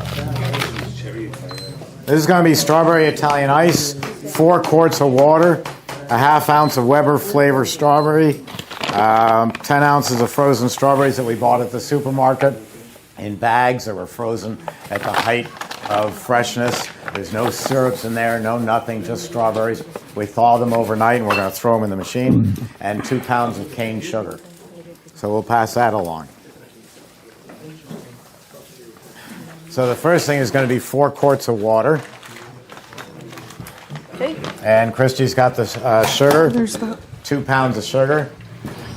I didn't believe it until we had a gentleman in here. He was a scientist for Domino sugar. There is a difference. This says, Domino says pure cane sugar. Everything else that says sugar is not sugar. It's corn syrup, corn sugar. And sometimes beets and sometimes corn. But so sugar is a generalized term. I use a sugar-free product, which is called allulose. They still call it a sugar. So if you want to make the world's best product, you buy pure cane sugar. It makes a difference in the freezing properties. It makes a difference in the taste. It enhances the flavor. And Jeff razzed me for years because he called me cheap because I was buying the store brand sugar until we found out years later there really was a difference. Okay, so we're going to talk about the Weber flavoring and then the iRice base. Everybody's heard of the famous iRice and, of course, Weber flavors. So there is an astronomical difference between the two. The two is a base and a flavoring. To make your batch in a CB350 or a 24 quart, you're going to need to use at least this whole jug for a 24 quart and probably a good about half of it or almost a quarter of it just to run in the CB350. There's sugar already added in this versus no sugar added in this one. This you would use ounces, ½ ounce, quarter of an ounce or whatever. So you can buy one of these and it'll last you 60 batches. Probably, versus one of these and it'll last you 1, maybe 2, depending on what size machine you have. You can control your amount of sugar with the Weber flavors because I can add my 2 pounds of sugar, whatever this is, and then my strawberries. My mango, or if this was strawberry as well, this already has sugar, so I can only add, maybe a ½ pound, couple ounces or whichever. Now my mangoes that I'm going to add are a lot more sugar, so is it going to freeze right? Is it going to separate? Things like that. There's a cost difference as well. Weber Flavors can sell you 1 jug, 20 jugs, 200 jugs. They can sell you a multi-pack. So if you want to buy a case which has 4, you can have 4 different flavors, and they sell direct to you, which keeps the cost down just like we do. iRice doesn't sell direct, so they have a distributor that you have to purchase through, and you have to purchase usually in quite a big bulk. So there is a big difference. Both are great companies. Weber Flavors is actually older than we are, so they've been making this product since 1902. We're 1905, so they've been around for quite a while, and you name it, they make it. Jalapeno extract, boysenberry extracts, flavoring bases and stuff like that. Really great customer service and great people all around. It makes a difference to be buying direct from a company, just like you do us. Every other batch freezer company and most other flavor companies, you're going through a dealer. Oh, it sounds like, oh, there's a dealer, 100 miles away from me. Anytime you go through a deal, you're adding a markup. Everybody's in business to make money. They're not just giving it away. So they have to buy it from the company, and then they have to mark it up and then sell it to you. What we do with our machines is we build it and sell it direct to you. That's what Christy's talking about with Weber, is they manufacture it and sell it direct to you. So there's going to be substantial cost savings doing it that way. I didn't make this formula yet, so I poured myself 2 ounces because I know I'm nowhere near going to need that. But I wanted to pass this around so you guys could look at it and give it a smell, and I didn't want to not have any up here. All right, so we have our 4 quarts of cold tap water. You don't need to buy filtered. If you have really stinky sulfate water, yeah, definitely go get you bottled water, filtered water, whatever you got to do.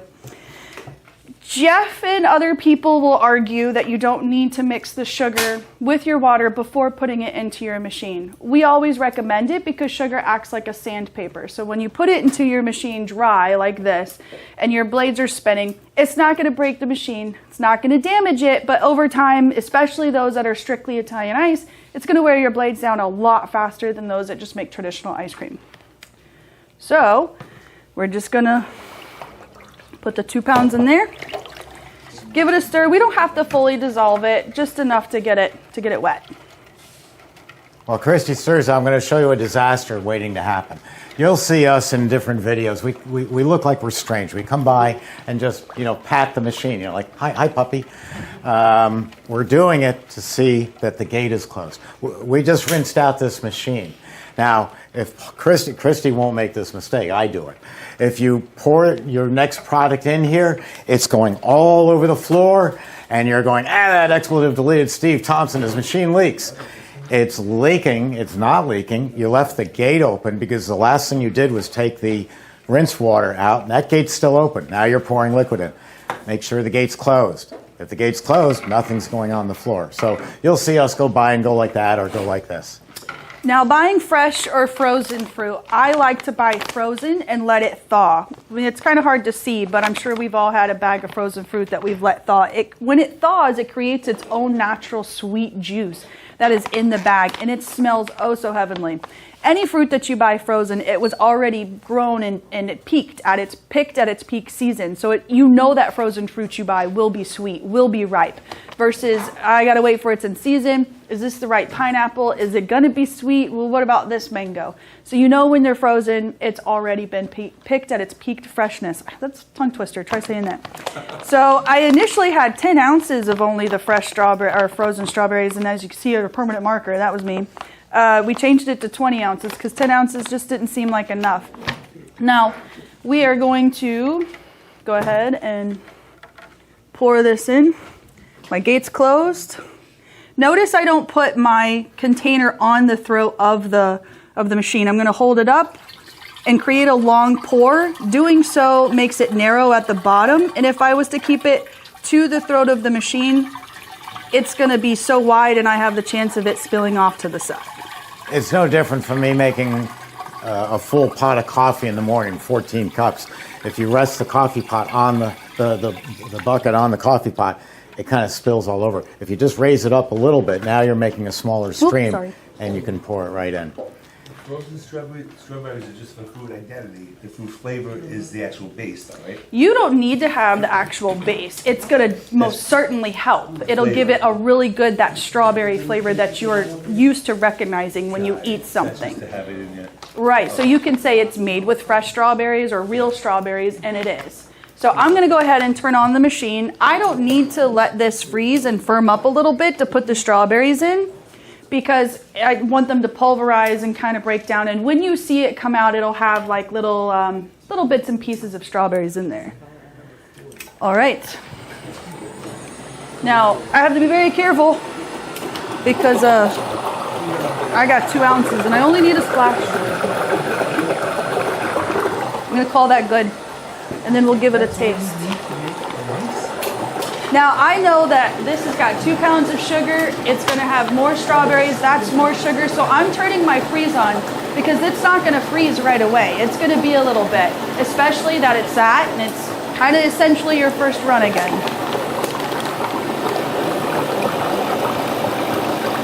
It'll be at least 8 minutes before it starts thickening up, so you've got lots of time to let the freezing go and put them in.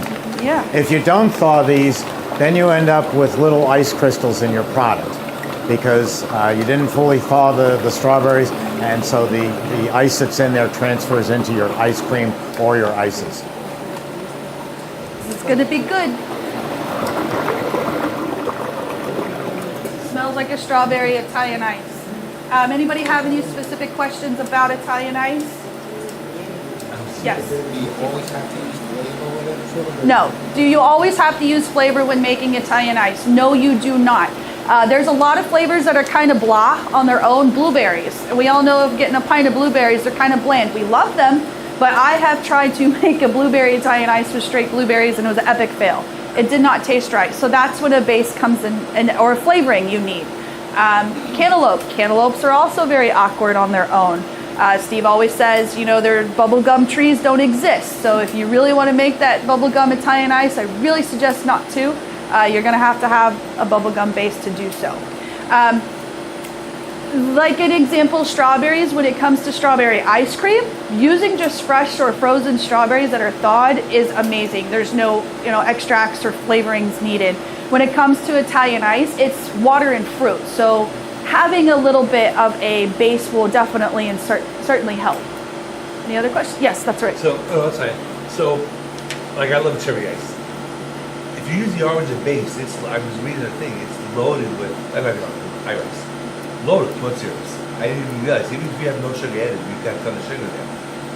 That little bit of flavoring from this thing gives you the same Italian ice you would have from that base? Yes, that's correct. But that's and what you we control your sugar, so I can use allulose to make it more sugar? That's correct if you want to. So you can always control your sugar with the Weber flavoring versus the iRice has the sugar already in it. There are a lot of different, like lemon ice. Lemon ice, that's, my kid will tell you, she's going on 17 and she will tell you hands down Steve's lemon ice is the best she'll ever have. She's also learned that stabilizers are gross. She can spot a product with the stabilizer a mile away and she won't eat it. So always using like fresh if you can is really good. Adding just a half ounce or a splash of that base, it's good too. There's another company called Green Mountain Flavors, which is that green folder that you have underneath that.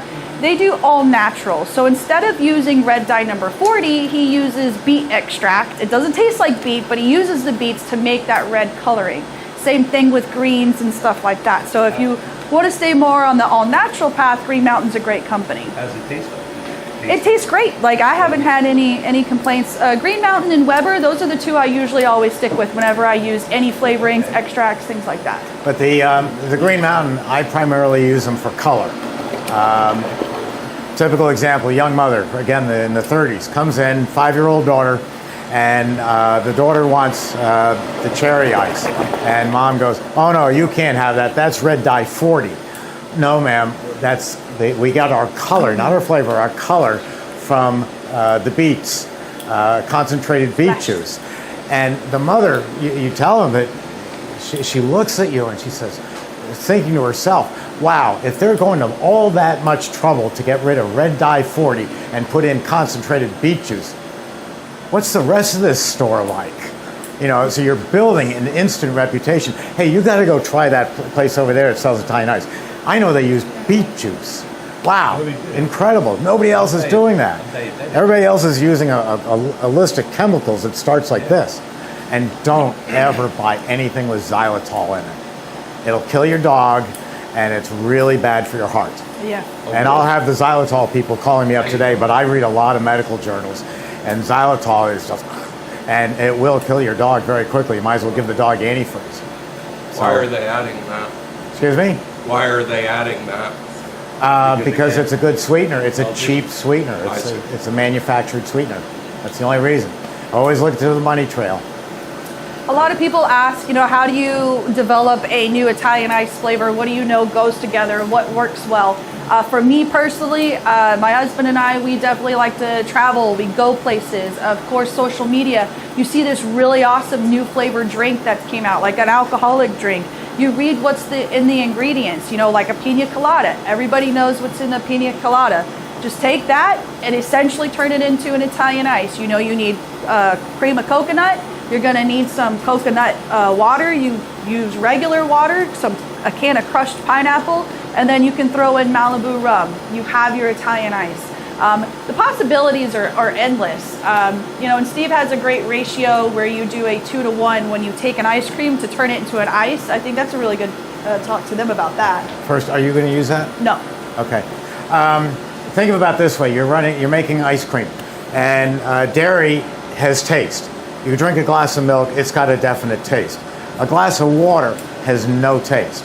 So if you take one of, I work with Ralph's Ices up in Staten Island, and Ralph came up with the idea. He was sitting around our house with Paula, my wife. They're good friends, and he said, "You know, it's hot down here in Florida, and ice cream makes you thirsty. Why can't we make ice cream flavors using Italian ice, sugar and water?" And a whole new generation was born. So he takes sugar and water and 2 bags of Oreo cookies. And he makes Oreo cookie Italian ice. He makes mint chip Italian ice. You could make butter pecan Italian ice. It's great. Opens up the whole Italian ice business. But that dairy, my recipe in a 24 quart might call for 2 quarts of strawberries to flavor the dairy ice cream. But for the Italian ice, water has no flavor, just double the formula on the flavor. 4 quarts of strawberries. So whatever you can take any one of my ice cream flavors up at emerythompson.com, over 600 of them, and you can just, if you want to make an Italian ice out of an ice cream, just double the flavor and it'll be perfect. That's your starting point. Go ahead. I'm sorry for asking 20 questions, but this is biggie. Could you use the 3-2-1 formula to say what I'm a store like Cecily's Gourmet Ices, and I'm giving myself to try to do that. With the Weber, I know for iRice it works. Would it work the same with this flavoring instead? The 3-2-1 is Jeff's, Oh, sorry. and but the thing is, it's not whether or not it'll work. It's that an extract. If you were to make a lemon birthday cake, you could probably squeeze about 10 or 12 lemons for that lemon birthday cake, or you could buy in the store McCormick lemon extract. Right. An extract is super concentrated, so you only need a little bit of it to get the oomph of a dozen lemons, or you only need a little bit of this to get 2 quarts of strawberries. So an extract by its nature is very, very strong. A base is not as strong, but you're using a gallon of it as opposed to a couple of ounces. That's the big difference. So 3-2-1, it will work, but the one, if that's the flavor, is going to be completely different if you're using. You have to say, well, what is your one? Is it a base or is it an extract? So if it's an extract, it's much stronger. You're going to use a whole lot less. Got it. Okay, so you just got to play around with it to see Yeah. that. Personal taste. One would be okay. All right. And then it turns into your secret formula that your grandfather passed down to you from Genoa, Italy, instead of something we gave you. That's You what know, Pete- and I haven't been to Genoa. That's what Pete Peppermint used to say. That's what everybody says. Sometimes it's Bologna, Italy. You calling me Bologna? Oh, Bologna. Bologna, yep. When we did a dairy-free, we talked about no expansion. The same concept is for Italian ice. There is no fat. It's sugar, water, fruit, and then whatever flavoring you're putting in if you do it all. There will be some expansion due to the water and everything else, expanding to freezes itself. But that's why we can put 4 quarts of water. Then we added 20 ounces of strawberries. Then we added a splash of that and 2 pounds of sugar, which raised up the level of it. But that's okay. There's enough room in the machine because we know it's not going to fully expand. If you're working with a dairy and you tried to do all of that and put in 4 quarts of, 4.5 quarts of mix, and then you started adding all these strawberries and stuff, now it's just going to expand too much. If you're going to work with a very lower overrun product as a gelato, a custard, a super premium, then it won't expand as much as well either. So with those preset settings that we have, the slower the machine runs, the less air it's putting into your product. The faster it runs, the more air it's putting into your product.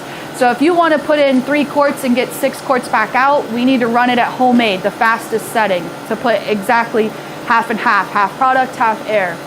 We want to have a very more dense or creamier texture to it. You can run it out of super premium, which is about 65% overrun.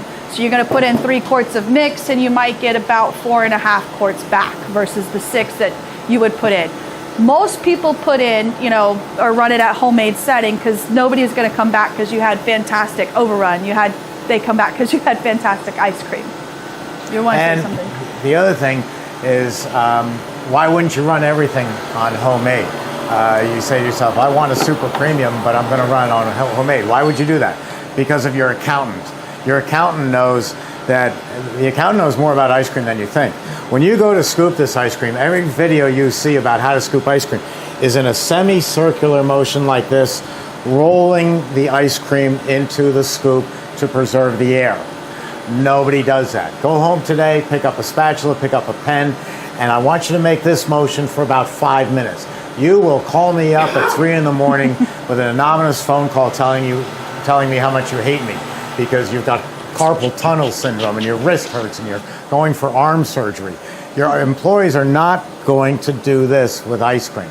They're going to go from north to south, like that, because you've got all the strength in here. There's no strength in this. It's all in this. So you can tell them, now if I catch you scooping ice cream from north to south, I'm going to fire you. Okay, boss is gone. Like this. What are we doing? And it doesn't apply to ices because, like Christy said, no air. But in ice cream, we're now taking 100% overrun and we're condensing it down by scooping it to about 80%. So it's heavier than you think. So your accountant wants you to price it per ounce based on 80% air content, not 100%. So just keep that in mind. If you want to be in the range between super premium and homemade, run it on homemade because your employees are going to take it down. If you want to do a nice dense ice cream, run on super premium because your employees are going to take it down. All right, so One question: does fat contain have anything with the overrun? For example, at the same speed, if you run 10% versus 16%, do we get the same overrun or does it have any effect? that's a very good question with a very long answer, and we need to pull this. So save that for the Q&A, which is next. All right, so with the cutoff check, what you're going to do, same thing, you're going to open and close it and see how it cut off, and it's got a little bit of wetness, but that's water. We're good to go. We're going to shut this off, and we're going to start pulling. See how fast that comes out? Because there's nothing restricting it. And yet you're still safe with the guards. Everybody see those strawberries? Wow. It's beautiful. All right, let's get this one here.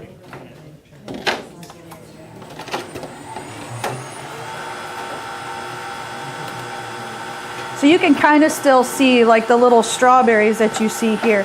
I just tasted it. It's amazing. I think I could have added another splash of the flavoring and it would have been really good. So we got about 6.5 quarts out of the machine on that particular batch. So Christy, how much for the Weber stuff, would you say it took to make that? I don't think I put the half ounce. I think I probably put less than that, so I would probably stick with the half ounce. You might like it the way it is, but I would have 4 quarts. So it's very inexpensive. Did you have a question? Yes. Coming back to the flavors. I'm sorry, I can't hear you. Coming back to the flavorings, like extract is the most concentrated flavor, and then the base Yes. is fresh ingredients. Yes. And then as you get, say, going from concentrated to less, you have to use more ingredients to get the flavor. Yeah, is that right? Concentrated to fresh, to concentrated, like You're gonna- 1/10, base half, or more, and then fresh. Just because of the nature of the product that nature you're of the using. flavor. I always use fresh when I can. Yeah. However, I'll caveat that with you get in the middle of December here or January, and the strawberries are coming out of Peru or Argentina, and they taste like cardboard. They don't taste like the ones we get out of Plant City, Florida in February, March. So strawberry is bland to begin with, so it never hurts to bolster it with an extract. I mean, instead of doing the lemons for the lemon birthday cake, I would do the lemons for the birthday cake because those little specks are going to look nice, but I would also use a McCormick lemon extract in my birthday cake. You know, anything that's somewhat weak to begin with, you can bolster it. When we talk about Dairy Mix over in St. Pete, or World of, what is the one over in Boynton Ice Beach? Cream Club. Ice Cream Club. We don't take any money from them. They're good friends of mine. None of these companies do we take any money from. Well, when we're promoting products, it's because we want the very best products for our customer.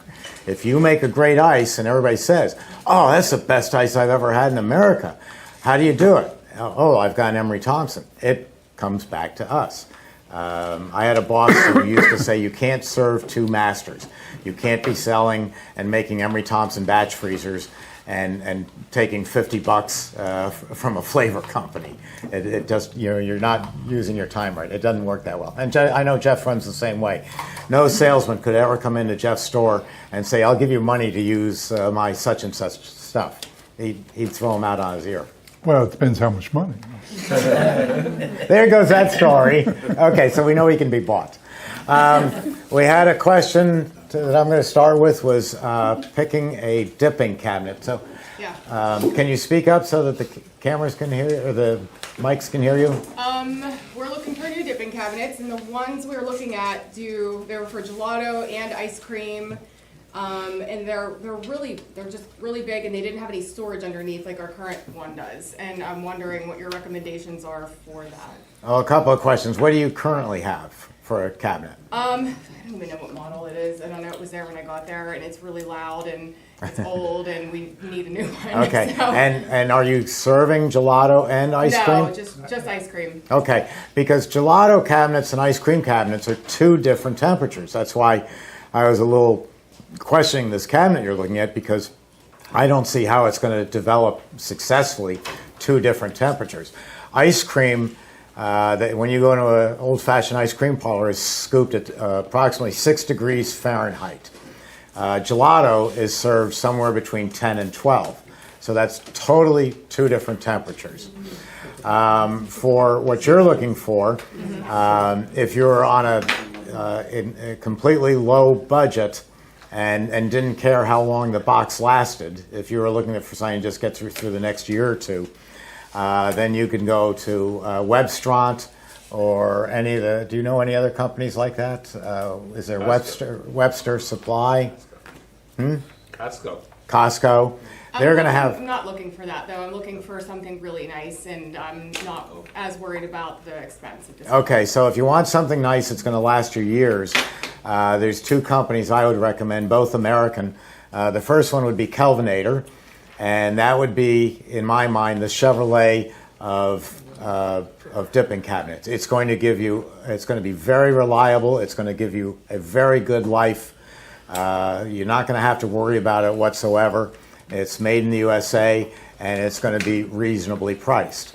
If you want the Lexus of dipping cabinets that just doesn't seem to have an end life, I've got one over in the corner that's now 23 years old, and I've never done anything to it. That company is called C as in Charlie, C. Nelson, Nelson company. They're going to cost maybe 20% more than a Kelvinator, but it will be the only cabinet you'll ever buy. You'll buy it once. Kelvinator? Kelvinator is Kelvinator.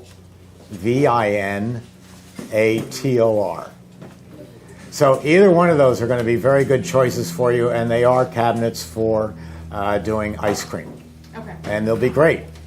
All right, thank you. And they come in a lot of sizes. And the one in the back is your C. Nelson? Yes, yeah. Okay. And the Nelson family runs the company. The father's there, the daughter is there, and the son is there. So you're buying from like Emery Thompson, a family business. Questions? Very important. Yes. How like in these sort of chest type freezers, how do you keep the tubs from spinning around or moving around? Is there like a racking system for them also as like the dipping cabinets? Is that possible or not? Okay, I'll repeat the question because you're far away. The chest type freezers, they're the ones with the floppy door that lifts over like that. I prefer those if you can do it for a number of reasons. One is they hold their temperature better. Number two, we have a problem in ice cream parlors of people my incredibly old sister's age who come in, and I contend, and I bet Jeff would agree with me, that almost everybody walking in already knows what flavor they're going to buy. They know they're going to buy Jeff's Frankenstein for the most part. I know I'm going to buy mint chip. But they still come in and they look. If it's a visual display cabinet, they're looking at all the different flavors and trying to decide. Meanwhile, your line is piling up, and that's hurting business because we just won't wait. And especially after COVID, we're not going to wait in a line of 10 people when we're all jammed in there. We were trained to be 6 feet apart, so we're not doing 6 feet apart, but we're not on top of each other anymore either. So those cabinets I like a lot, but no, they theoretically could spin, and they do sell a little stainless steel clip where you can clip two of them together, but I just haven't seen that as a major problem. Another reason I don't like the visual cabinets is they do fit into these plastic molds that hold them tightly in place, and you got to clean them every night, because if you spill a little bit of ice cream on those lid separators, everybody's looking at it. I mean, I buy hot dogs from a Dirty Water Dog place, in the Bronx, a push cart. That's what we call Dirty Water hot dogs, Dirty Water Dogs. And I don't think anything about it. But ice cream, if that place isn't spotless, I'm not eating there or buying their product. Why? Because it's dairy. We think of dairy as something that's got to be super, super clean, or it's going to kill us. That's true. Yeah. But hot dogs, anything like that, bagels, I don't know. What do you think? I think that's very true. I never thought of that. It's got to be clean, and those Yeah. and those things are clean. If they're not clean, it looks awful. And when you walk into an ice cream store that isn't clean, you know it very quickly. Yeah. And you said those things have to be cleaned every night. They have to be cleaned every hour. Mm-hmm. Because I've walked into the famous one is 32 flavors. What was it? Baskin Robbins. Baskin Robbins. And there's kids working behind the counter, and they don't clean it up. Right. And it looks disgusting. Yeah. They also don't scrape down the tubs, and no good. So all the more reason to get the floppy door cabinet. Or you can also, there's a third alternative, and that's the way Jeff does it, and he's using Home Depot, Lowe's, or Sears chest freezers. And I found a new gadget that called Ink Bird, two nondescript words, ink and bird. And they make devices for controlling the temperature of beer. But they also have a low expensive one. It's $34 at Amazon. And it's just a timer. So you plug your box in, it's like doing your Christmas lights at Christmas time. You string them out on the front porch, you plug them into a timer and say, I want them to come on at sunset and off at 2 in the morning, and you plug it in the wall. You take the Inkbird, you got your thermostat, you got your box that wants to go to 10 below, that's where it likes to be, and you plug it in and you plug it in the wall, but now it's got a little thermometer that goes over into the box, and you say, let's see, I want 6 degrees or I want 8 degrees for scooping my ice cream. You set it for 8 degrees. It's 75 degrees in this room. The box was just turned on. It's heading for 10 below. It hits 7 degrees and boom, it shuts off the power. When it goes to 8 degrees on the thermostat, it turns the power back on. $34. You can't beat it. So now you can go buy a chest freezer because you're just starting up your store and you can't afford a $2,000 dipping cabinet or $3,000, or the Italian ones, which are, you need a bank loan. They're $15,000 or $20,000. It's become I used to poo-poo the idea with Jeff because he has always done this, but it works beautifully and it's cheap. And you can go buy a second one for $34 and set it for Italian ice, which is a warmer temperature. And then you got that little box over there that wants to go to -10, but boom, we're going to have it shut off at 16. And that was ink? Ink Bird. I'll show it to you. I would love to sell these, but it's made in China. And I don't have anything to do with China. I don't sell to China. I don't buy from China. That's what it is. It's a little thing like that. You plug your cabinet into here. This goes into the cabinet to measure the temperature, and this plugs into the wall. $34 Inkbird. Let me find you a model number. Okay. ITC-308. ITC-308. Internal thermometer control. I like that. 308. Yeah. Thank you. Or idiot-proof thermostat control. There you go. Yes. Back to the dipping cabinets for a second. We currently use the square pans. What do you feel about that versus the tubs? Again, going back to Jeff, I was always 2.5 or 3 gallon tubs. I've gotten to like the gelato pans because they can be scooped this way to match your arm movement. It's a small amount of ice cream, so you're not always shaving the sides. And when it gets low, you can just take it in the back room and bring out another one. Jeff uses these Cambro, or ones like it. That's not one of them, is it, Jeff? That's Cambro, but no, Okay. the 1 gallon, right up there. Hold on. Those are 1 gallon. You want to do a magic trick while I do this? Is this a 1 gallon? I think so. Okay. There's one. Yeah. And they come in different sizes. They come bigger. These are nice because it's a reasonable amount of ice cream. You don't want your employees complaining, oh, it's too heavy to carry. That's not too bad. You can change it out. I like the idea of changing out because I forgot something that Jeff said a minute ago, is nobody thinks to shave down the sides. And so it looks sloppy and messy. At least in the Jeff's cabinets or the floppy door cabinets, they're not going to see that. They're on the back wall. But these are nice. And they might as well be made forever because they do last almost forever, which is great. They can go in the dishwasher, the whole works. Is the benefit that the air, does it get to 3 gallons one time? It only gets like 1 gallon at a time? Is that why you go smaller? It's just convenient. I thought it was more that the air damages. No, it has nothing to do with the air, it has nothing to do with the product. It just means that I can... Because I thought you get all that frost. Like, I know I get ice cream in my freezer. Every time I go in and take it, it gets like this big, like, it looks like a glacier on it. Well, you won't get... You're not eating it fast enough. Yeah. No, I'm not. And make sure the lid's on tight. Okay. But the one advantage of this would also be with Italian ices. Italian ice is weather dependent. This coming Friday, my Italian ice people in Florida, they're going to wake up at 6 in the morning and they're going to look at the weather report. And they're going to see, oh, it's going to be in the 80s on Saturday and Sunday. Well, they're going to use those big tubs. They're going to take a couple of those big tubs out and they're going to move them over to the serving cabinet so they can warm up from Friday morning till Saturday morning, and they're going to scoop from that. If I had this size, I could do the same thing, but I could have 4 of these, leave 2 at super cold, and just have 1 in my serving. So just because it's a smaller size, it's going to be easier. And guess what? In Florida, the weather changes. You know, if you don't like the weather, wait a minute. The weather can change to where Sunday's a washout. Well, I've kept most of my Italian ice in the deep freeze because they're smaller containers. So I'm getting to like these, and you can stack them. And I just haven't found a problem with them spinning around.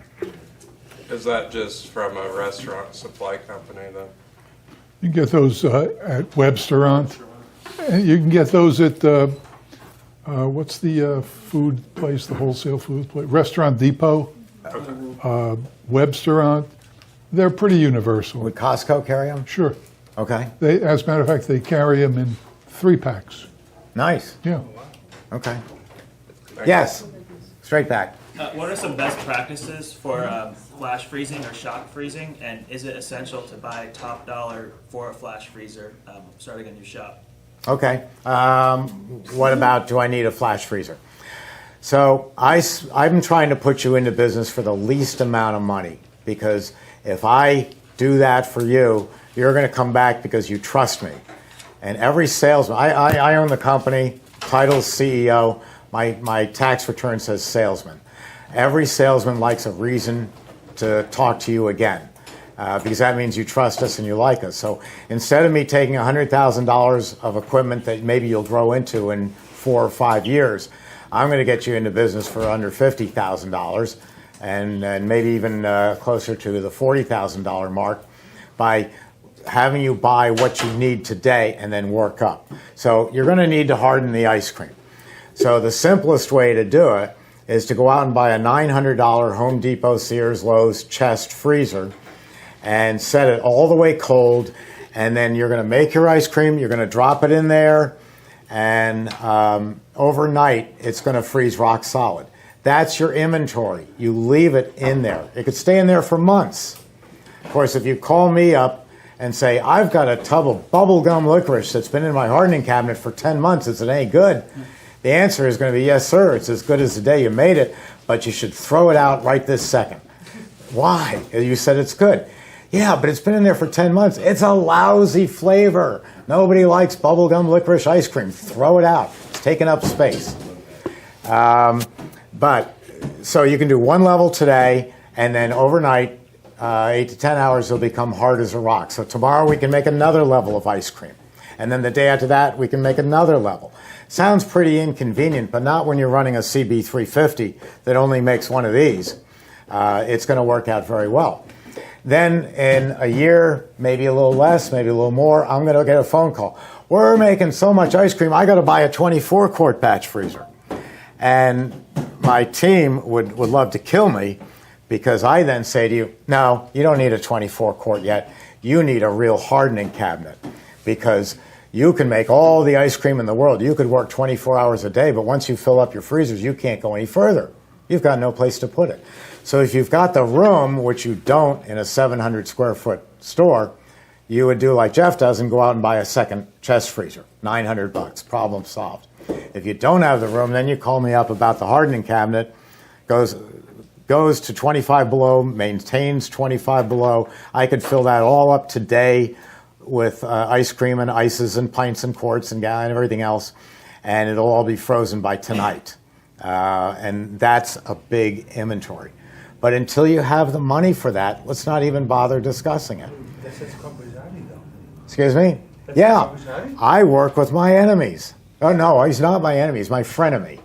I've been friends with the CEO of Carpigiani. Is owned by a company that owns Ali Group that owns 85 companies, and I'm friends with their CEO. And they came to me and they said, "You sell a lot of those CB350s. Do you think you could sell hardening cabinets for us?" And I said, "Yeah, as long as you make it exclusive to me and Carpigiani dealers only, and if I get some input on the design of it, I'll be happy to sell them. I need one." So yeah, I sell their product. It's made in the USA. It's made by you.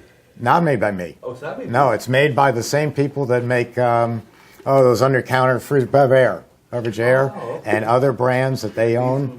And that thing's a beauty. That one right there. Yeah, but you work up to it. A lot of people, they've got the money, and they're going to do a 1,400 square foot store, and they buy it right away. But I'm trying to get all of you into business for the least amount of money because you'll come back because you would trust my advice and Christie's. Thank you. Yeah. Yes, sir. So what would be the temperature for the hardening and for the serving? So you take the ice cream from the batch freezer, put it into the hardening, whether it's a chest freezer, you put it for 15 hours, right? So what would be the temperature there? That's about 10 below. 10 below 0 Fahrenheit. Minus 10 Fahrenheit.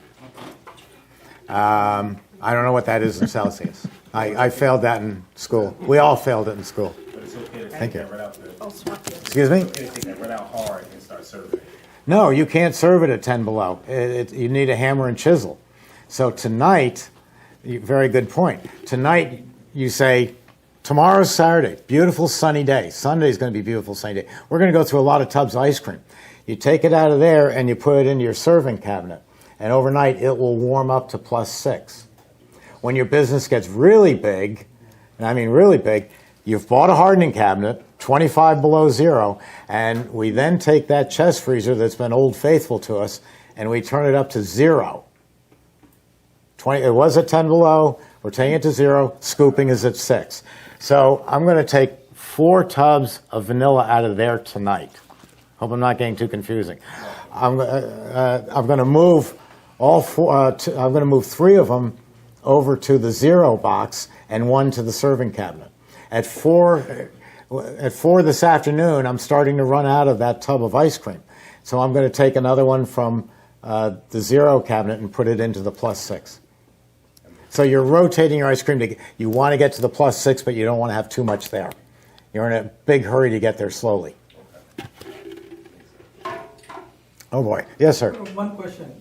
This is about on-demand scooping versus pre-filled cups. What comments about that? For example, in the shop, are we allowed to sell a cup pre-filled? So that Prepackaged cups or scooping. Versus scooping. Both are great. It depends on your market.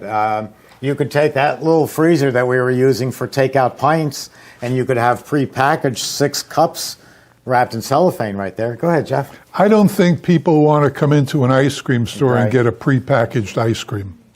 I think part of the history and allure of ice cream is having it, there used to be signs, as a matter of fact, hand-dipped ice cream.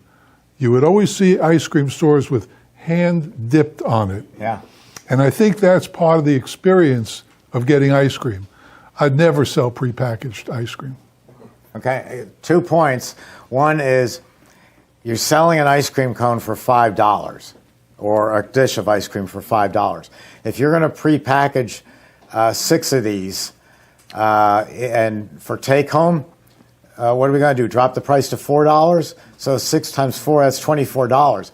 No one's going to buy ice cream for $24. Your brain won't let you do it. You just say, that's too much. So Unless they're getting Haagen-Dazs. yeah. Even Jeff says all the time that, number one, it doesn't matter about the price. So we're all getting about $5 a scoop. But there's a lot more money to be made selling individual scoops than there is selling anything prepackaged. I would rather sell scoops of ice cream than pints. But I know the pints are also, in my situation, run in, run out, I've done my job. My competition is not my own scoop of ice cream. My competition is Publix supermarket selling Haagen-Dazs. So it's profitable for me to sell pints and scoops right there too. So I don't know. I don't think I would do it. Also, keep in mind, before you own an ice cream store, you have preconceived notions about what's going to be, but it's not reality. Reality is you're going to sell to people. You'll have a line of people every day. You'll sell 250 customers a day in your first week. You don't believe it, but that's what's going to happen. And you sell them at $5 a person, and out they go. Just treat everybody like they're the most important person in the world because they become your ambassador. You know you have the greatest ice cream. Now just let them know you have the greatest ice cream and let them tell their friends. But don't worry about all this other stuff. It'll come naturally, it'll come easily. I use chest freezers. I still do. And they're $160 at Sam's Club for a chest freezer. The big ones are about twice as much, about $320. And that's all I need. And these 1 gallon containers here, that's it. Life's very simple. So you don't use that machine? No, I don't. Just straight from the batch freezer to the chest freezer? Correct. Any kind of ice cream? Sure. Okay, but you got to know what the limitation is. That box, that $300 box, I say $900, is designed for you to bring home frozen green beans and frozen DiGiorno pizzas. It's set at 10 below. You bring in a 0-degree product, it's hardly doing any work. You load it up with an afternoon worth of warm ice cream, anything above 1 level. If you go to a 2nd level or a 3rd level, it's all going to warm up to plus 40 because the compressor isn't nearly big enough at $900 to be able to handle all that warm ice cream that you put in. You put in 20-degree ice cream, and you want to pull it down to 10 below. It can't do it more than just the base level. He's right. He's 100% right, but he's wrong because it works. I've been doing this for 15 years. How many cabinets did you have? Never had a problem. How many freezers? Yeah. Well, the ones that I bought when I first opened are still there. How many? 10, 9, 8? Oh, no. 3 in the kitchen area and maybe 2 for backup. Okay, you don't have room for 5 cabinets. Of course they do. In a 700 square foot Nobody's store. opening a 700 square foot store. I do hundreds of them a month. Okay, last couple of questions in the back there, sir. Spoke about this, so the hardening, true states, hardening, tempering, serving, different temperatures. Yes. According to ice cream. Do those also apply to Italian ice also? Are they different? Is there a hardening temperature? That's a good question. And hardening, is that for Yeah, Italian ice also? good question. You Repeat can the eliminate question. one of them. Repeat the question. That's a good question. Yeah, the Repeat question was, does this hardening, tempering, serving apply to Italian ice? Yes and no. You have to get it down hard, but we can do it down to 0, which would be a tempering temperature, and it'll be just fine. It's still going to be hard as a rock. So we can drop the hardening and just have a 0 freezer and a plus 16 freezer. The point is you can't take it from the machine and put it in a serving cabinet and serve it for very long. It's going to warm up. One last quick one over here. The lady who had an identity problem with the store. I'm going to take a line from Jeff. When all else fails, just put a big sign out front that says ice cream. State the obvious. It's part of the plan. Yeah, it works. Christy, our vice president. Well, last this lady you had a question for a long time. So my question was more on the management side of things. Oh, we don't address that. No, go ahead. So you had stated that you want to treat your customers like they're the most important person in the world. How do you implement that culture with employees? If I could answer that, if anybody could answer that, I guess the root answer is pick the good employees. I'm terrible at that. I think everybody deserves a shot and everybody's good, but they're not. And you got to avoid no offense to anybody, the single mothers with 2 kids at home with a beater up of a car. That's a red flag. But I don't see that. I see everybody as deserving of a great opportunity because the good employee that you hire will be with you forever, and that person, usually a she'll make a lot of money, more than she ever imagined, because your store is going to do, well, the one we opened in Daytona, the first year it did $850. Now we're in the middle of the third year, and we're well at 1.5. So you can afford to pay your employees a lot of money. And that's what it takes a lot of times to keep them. It takes compassion and understanding and letting things slide once in a while. But you can afford them the money, which is important to that level of hiree. Yeah, because the way that we're trying to run is that I will be in the store constantly working just because I like to be hands-on. Yeah, you'll get tired of that. Like I'm a nurse and I've managed, people that work side by side, but I never managed like an employee. So Well, you want the secret? to keeping a great employee? One secret, and it works every time. Constantly ask their opinion. Hire older employees. Yes. I am hardly ready to be put out to pasture, and I know a lot of stuff. I'm your average older person, and I have a lot of experience in business. I understand what customer service is about, and I am bored out of my mind sitting in a retirement community when I could work a few hours a week for you. I had a customer up in Cape Cod, Massachusetts, 4 C's Ice Cream, and the greatest person that you could ever meet. And he had a board. He had about 40 employees, and he had a board, and they happened to be teenagers back when we were hiring teenagers. I would do this with elderly people. And here's the schedule. You fit in your hours. You talk to the other employees and tell them that you need some help filling in here. He never worried about his schedule. He never worried about anybody coming up. Again, it was teenagers. Someone just got a great date for the prom. I'm supposed to work Saturday night. Could you fill in for me, and I'll take your next Friday? There's whole programs for that. But you hire the elderly. I've got a guy up Jeff's way doing ice cream, and he's doing a big pint business. And he couldn't fill his pints fast enough. He couldn't get anybody. He went over to the retirement community there. What's it called there? The Villages. He hired an older gentleman to come in and fill pints. And he said, you need more help. I need more help. So they hired a second person. Then they hired a third, all of them elderly. By the time they got to 4 people, one of them made a tragic mistake and turned to the owner and said, you know what, we're having so much damn fun here and talking about our ailments and our doctors and our grandchildren. We'd come work for free if you didn't pay us. And it opened up a new thing for us. Hire the elderly. They're already experienced. You don't have to teach them how to mop a floor or to clean up when they spill some ice cream in the cabinet. Get real creative. Just real fast because It's a sorry state of affairs that the 20-year-olds and 23-year-olds, they just don't care. Yeah, they don't. Christy Brown, our Vice President of Sales and Marketing over there, and you've seen her doing everything, and she does do everything, has written a wonderful cookbook. It's also a history of Emery Thompson. It's got amusing stories. I think they're amusing. I wrote them. And Christy came up with every single formula in here.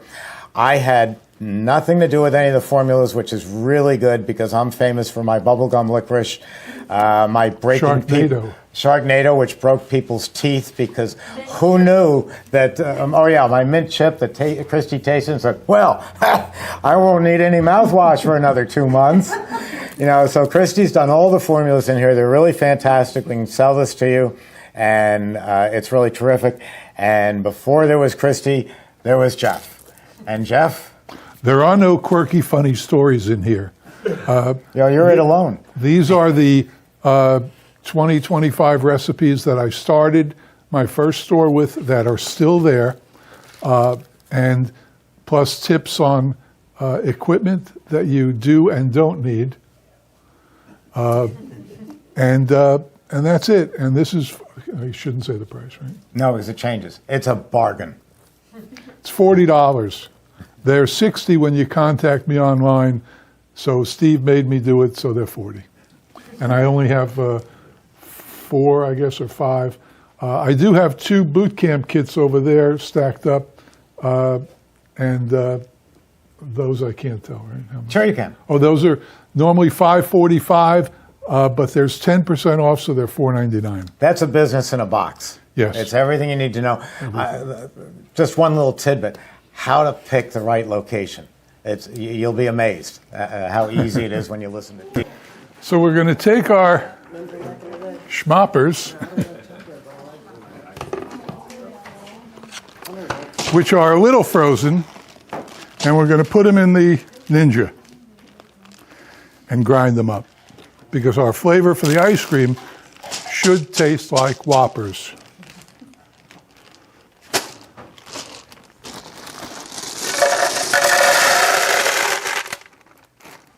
Oh, look, one got away.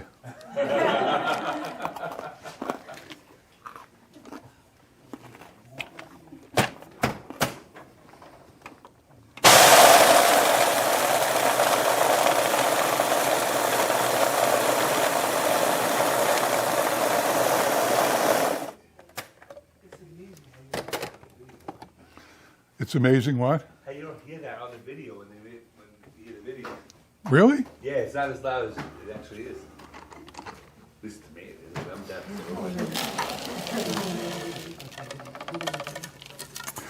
All right, so that's, this recipe is unique because it calls for 20 cups of malted milk balls. That's a lot of malted milk balls. But do we care? Now, I was originally going to make a lesser quantity, and then I got a call last night from the powers that be that we have to make more. So I went out to the store and bought these. The other ones are Whoppers also, but I get them online at a good price. All right, so, What site is that? What? What site do you use for the Whoppers? I can't tell you.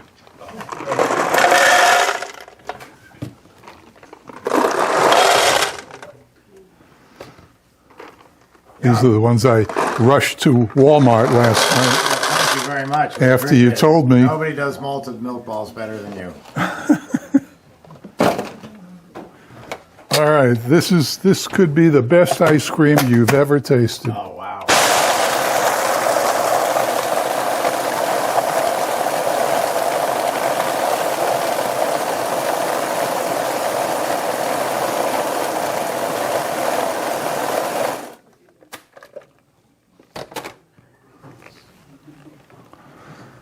Okay, so basically there's the mix, vanilla, malted milk balls, and then I use a little malted milk powder, Carnation malted milk powder, just to give it more, because I like things more. So first we'll add the mix.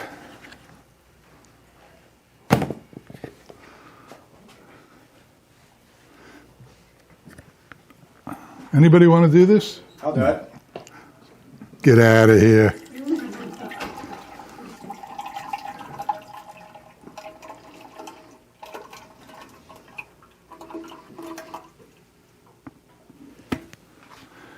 And then we're going to add a touch more.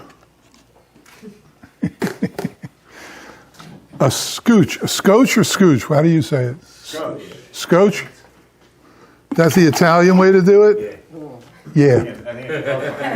Yeah.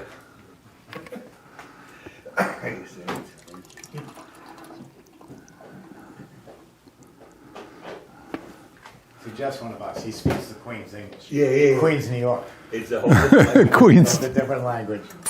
All right, we'll turn it on.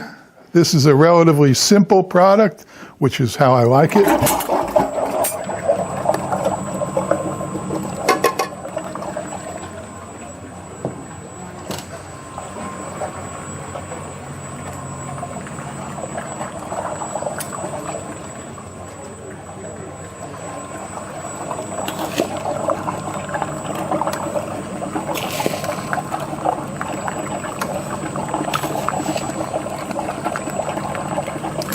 The reason that we don't just use powder and this is because we want the chocolate from the malted milk balls in there.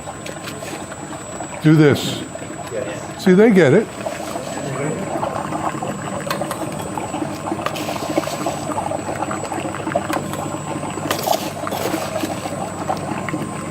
And of course, in your shop, it would pay to keep a bunch of malted milk balls off to the side so that when somebody orders this,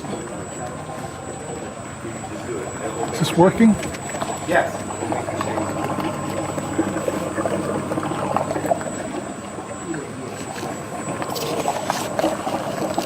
Yes.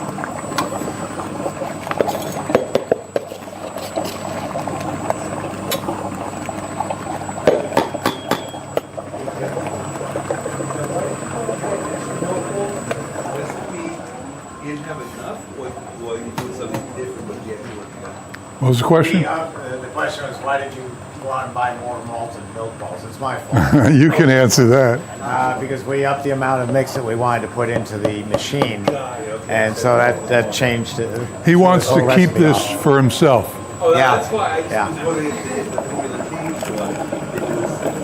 See, this is the side benefit of ice cream and ices. You put it in containers, and when you got a doctor who says, you know, bring War and Peace, you're going to be here for 3 hours, you walk in with ice cream. You go up to the receptionist, she says, oh, fine, I'll take that to him. No, I'm going to hold on to it, and oh, look, it's melting. And you get right in to see the doctor. You want a bank loan? You want a bank loan? You go to the bank and you bring ice cream. That's fine. All right, let's taste it. Even though this has to cure in there, Okay. dissolve. I see what you're doing, though, is you're...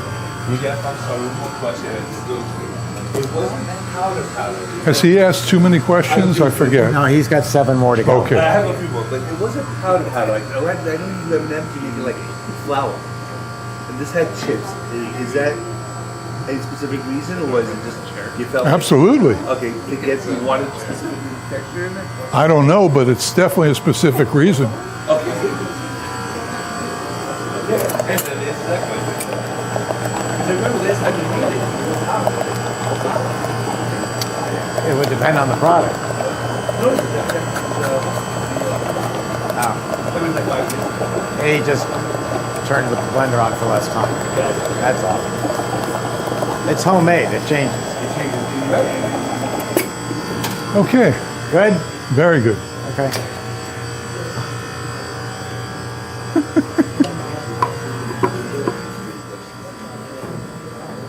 I think I've watched too many videos. That's too many questions. Any questions back there in the How many people gallery? don't like malted milk balls? I don't Really? know. I haven't had them in years. I thought there are some people who don't eat them. Oh, I can't see why. Any questions back there? Anyone? No? They know everything now.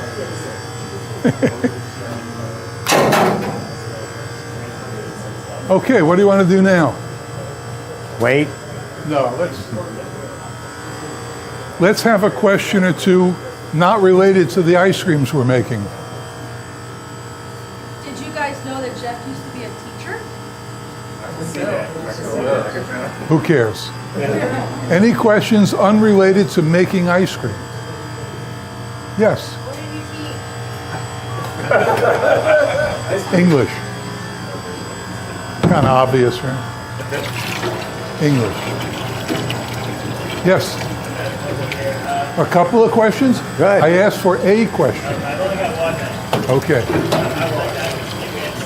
How has technology impacted how you do business? Great question. He said, how has technology impacted how we do business?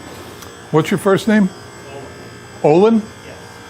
Olin, 15 years ago, I sat where this guy is sitting in the back room. And I took Steve's class. At that time, it was called Lunch with the President. And I sat, well, he's the president. And it was similar to this. And I sat there, and he came out with ice cream. He made ice cream. It was just him up there. And the ice cream, the first one that he passed around after he made it was Merlot ice cream. Merlot. So I tasted it like everybody else, and I took a spoonful of it. I put the spoon down. I got up out of that chair, and I went outside, and I called my wife, and I said, Rose, we're going to be rich. This buffoon thinks this is ice cream. This is crap. I know ice cream. I think you called me a putz. No. So I knew then, and that was 15 years ago. Now, how has technology changed in 15 years? I'll tell you how it's changed. After I left this class, not that it wasn't as instructional as these are. It was more making ice cream, solely making ice cream, demonstrating the machines. I went out and I bought a small machine, And I opened it. I didn't know anything. I didn't know anything. So I bought the machine and I opened up, I found a room in the back of a gym. 3 bays in a building was a gym, privately owned, treadmills, bicycles, weights, the whole thing.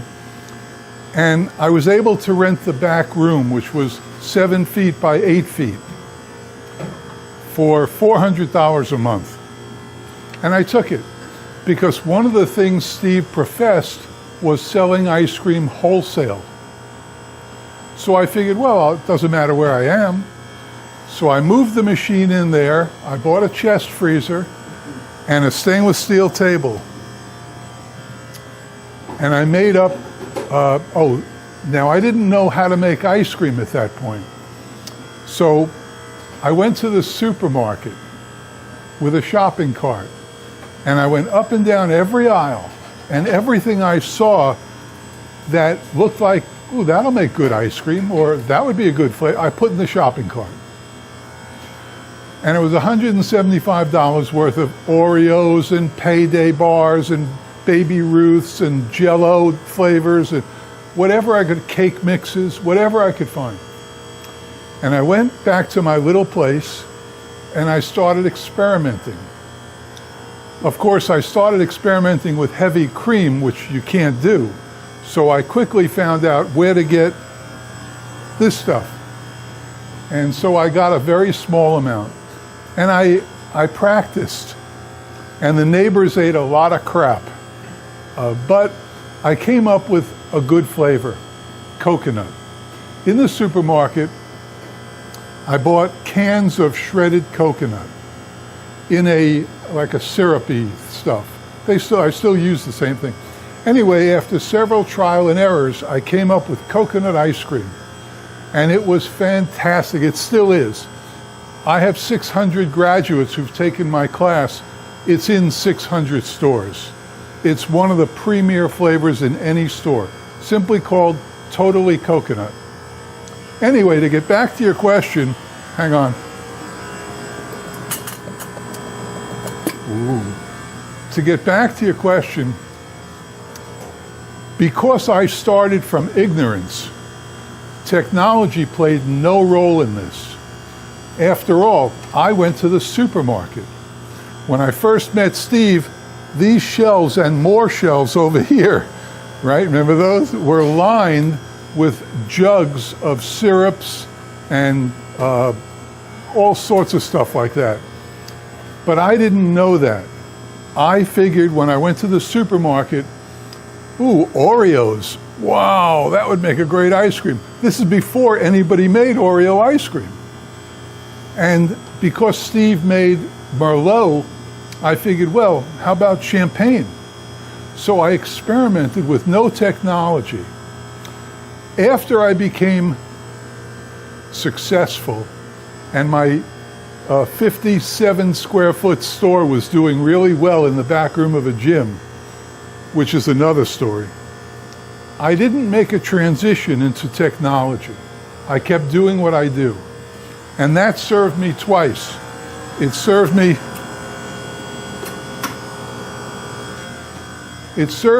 to come up with ice creams that were a natural progression of what we grew up with. Candy bars, cookies, all the flavors and stuff you find in the supermarket. That's why my book says, don't buy all that stuff, just go to the supermarket. So no technology there. When I became a little successful, I had the machine and chest freezers and a scoop. And then gradually I expanded so much that the gym was forced to go under and I owned the whole building, the whole place. I still never let technology come in. That's why Steve and I butt heads a lot, because the blast freezer, I never understood it, I don't believe in it, and I still don't use it. My very first store in the back room of a gym took 4.5 years to gross $1 million. And I was open 4 hours a night, from 6 to 10 at night. All right, keep going. What? What? Okay, we can do it. So that took 4.5 years. The store I opened up in Daytona took 1 year and maybe 3 months. And now it's ridiculous. all without any modern technology. I have opened 600 stores, people who've taken my class, and I tell them you can do this for $25,000 with a brand new machine. And I still do it. So technology, I'm a dinosaur. But what I do works. It's keeping life simple, profitable, and fun. Does that answer your question? Yeah. Long answer. Yeah, no. Okay, here we go.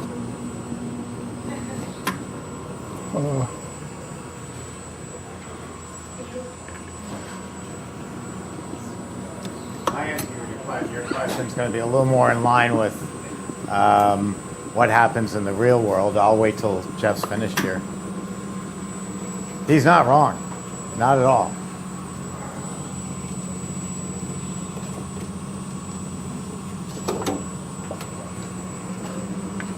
Aren't you going to taste this?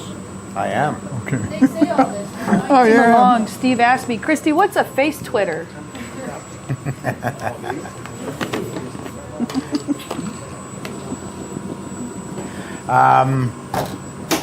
My technology is just constantly evolving. It can change something in a year, it could change something in a day, and that happens all the time. Most of it is related to machines, some is related to how it's sold. We were building our machines up in the Bronx, and they had one speed. They could do high overrun homemade ice cream. In the 1990s, the big fad went to gelato, as I mentioned earlier in the day, and people were going over to Italy and buying gelato and raving about it, but of course they were also on vacation. Our machines at that time couldn't do gelato. My major competitor, I was building all the machines for Electrofreeze, and Electrofreeze sold out to Cappigiani. And when they did that, Cappigiani, who I've been friends with ever since, came to me and they said, we can't buy your machines anymore because we're going to import them from Italy. And so we went from the largest manufacturer of batch freezers to way, way low because of two things. We didn't have a second company's account, and we didn't have a gelato machine. So we actually came down here with about somewhere between $34,000 and $38,000 and $1 million. The $1 million immediately went into this building, the first of three, and the $34,000 was operating cash, which if you talk to any company of this size is, it's laughable how broke we were. But I didn't realize how broke we were, so I didn't let it bother me. And I'd been working on this project, which I called the Infinite Overrun Control, and it was proving extremely successful. The original ones were a keypad where you punched in the numbers, like 2, 3, 4, enter, and that gave you a certain speed on the machine that was good for our machine. But it opened up the entire world that was changing. Instead of just homemade ice cream, there was gelato. Of course, there was Italian ice, sorbet, sorbetto, sherbet, now dairy-free. I'm doing protein-based ice creams, high protein-based ice creams. They act differently. And all this now could be done with the Infinite Overrun. So we went from about $34,000 in the bank very quickly up to the largest at what we do.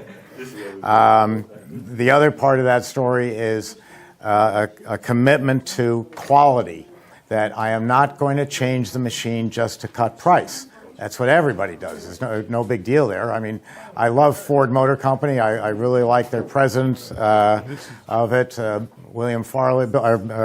His last name's Farley. And I follow a lot of what they do. But like everybody else, they are cheapening the product to make it more profitable because their labor cost is going down. What are we going to do? Labor goes up, can't do anything about it, got to cheapen the product. I don't do that. We have such a good reputation, I say that we're going to build this machine with the highest quality materials humanly possible, and if we have to raise the price, we will, because it's going to be worth it. Here's an example. My father was building machines with all metal blades that would scrape against the walls.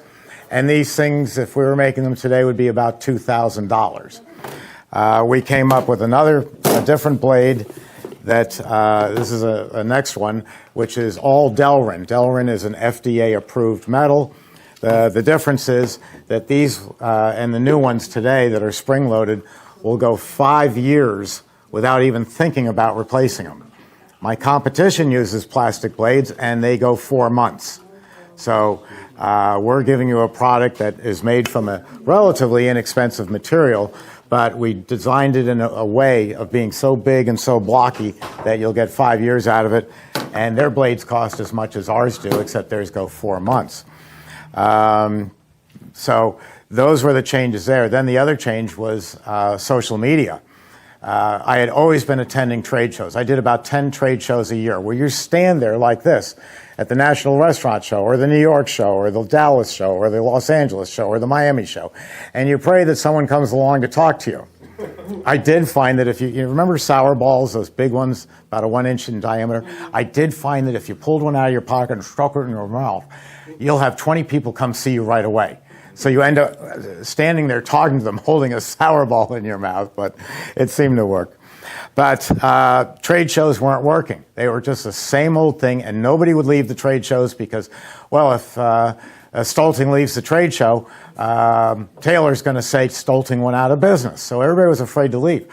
I came down here and I said, that's the end. We're going to do it a different way. There's this new fangled thing called YouTube, and we're going to start making videos. And the idea was, while all my competition still says the same thing, you buy a machine from me, I will teach you how to make vanilla.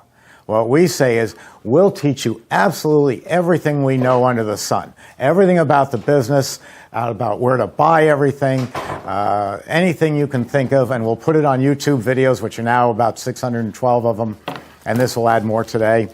And we give it all away for free. And everybody looks at me like I'm nuts. And I say, well, I said, we're #1 in the world. If I give it away for free, then you say, hey, I really learned a lot from Emery Thompson. I'm going to go buy an Emery Thompson. And that's what they do. Everybody else is still doing trade shows where if you call us, that phone's ringing and is going to be answered on the second ring at the latest. And we are open from 8 in the morning till 9 p.m. So obviously at 9 p.m., the building's been closed since late afternoon.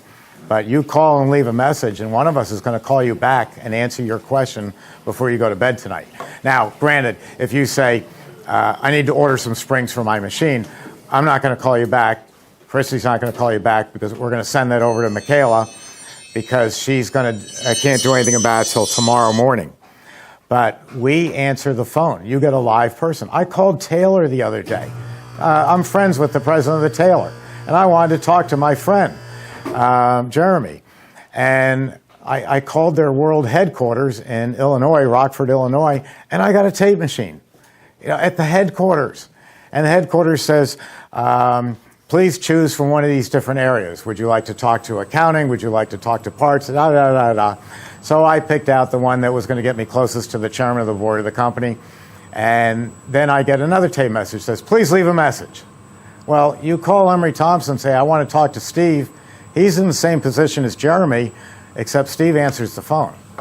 And that isn't anything technologically extraordinary, but in this day and age, it's beyond unbelievable because we're all getting frustrated that you can't talk to anybody on the phone. You can talk out to Christy, who knows more about making ice cream and ices than I ever will, by just saying, hi, can I talk to Christy? And it's that simple. So we have used a combination of technology, the infinite overrun control, the blades, the new dashers. When I say new, 2015. All these, that is new for us, when you're 121 years. All these mechanical improvements to the machine. Oh, and the compressors, other people's technology. Copeland's the best in the world. That's why we use them. Instead of a piston engine, which is going like this all day, like your car engine, it's going around in a circle. It's called a Wankel engine. And it fires over here and comes around and fires. It's 32% more efficient than any other compressor on Earth. They cost a lot more. They're in my machines because they're the best money can buy. So technology, social media, and just good old common sense, we want to talk to our customers. That's how we have changed over a number of years. That's it. Thanks. Very good. So we are going to move on to Blue Moon, that Fruit Loop flavored one. I will warn you, if you open this and you get some blue on you, it'll probably stay. Forever. It washes off. It smells really good. Here's the formula. You can start passing that down. It calls for, I think, 3.5, but we're close enough to that mark. We're not adding any inclusions. We are going to add marshmallows. However, they're going to be tossed in by hand upon extraction because marshmallows do disintegrate in the machine. If you're looking for a marshmallow flavor, you can put them in there, but I would recommend using a marshmallow fluff. I have learned using a fluff over the marshmallows and them dissolving. The fluff definitely gives you more of a marshmallow flavor. Weber Flavors also with the Blue Moon, they have a toasted marshmallow flavor that you can buy, so you can put a splash of that in there with the tossed in marshmallows. Christy, if you add these as it's coming out, do they dissolve also into the ice cream? If you just shake them in, will they just disappear? Well, you mean in the machine? No, as it comes out as an add-on. No. They won't disappear? No, Okay. no. Just wondered. All right, this is a very large container. Want me to do it? Nah, I got it. Don't need no man. Oh, maybe I do. Ooh, all right. Have you met Christy, our resident sexist? No, yo, hey. Oh, you had me look again. Easy, right? Yeah, when you're 6 foot something. So the Whopper was easy to make. Yeah, right? Very good. Can you run the recipe one more? Is it just Whoppers and the vanilla base? That's it. In the pouch. Alrighty. So we know that we've got our mix. Once again, I poured myself some extra, even though I'm probably not going to use it. I'm going to go ahead and start this. I don't need to stare at it for a little bit. Yeah, you see these digs towards Jeff? We can't help ourselves. He's sitting here talking for 20 minutes while we could be finished.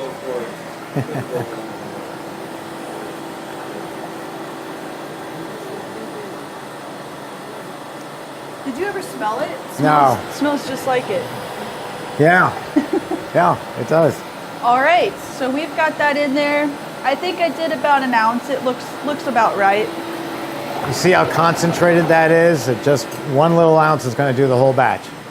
And it is really So, pretty. It is in a the- very pretty color. So in that machine over there, 4 ounces, because it's 4 times as big. Anybody have questions? I know we're nearing the end. You're probably all sick of it now and sick of questions. Yes.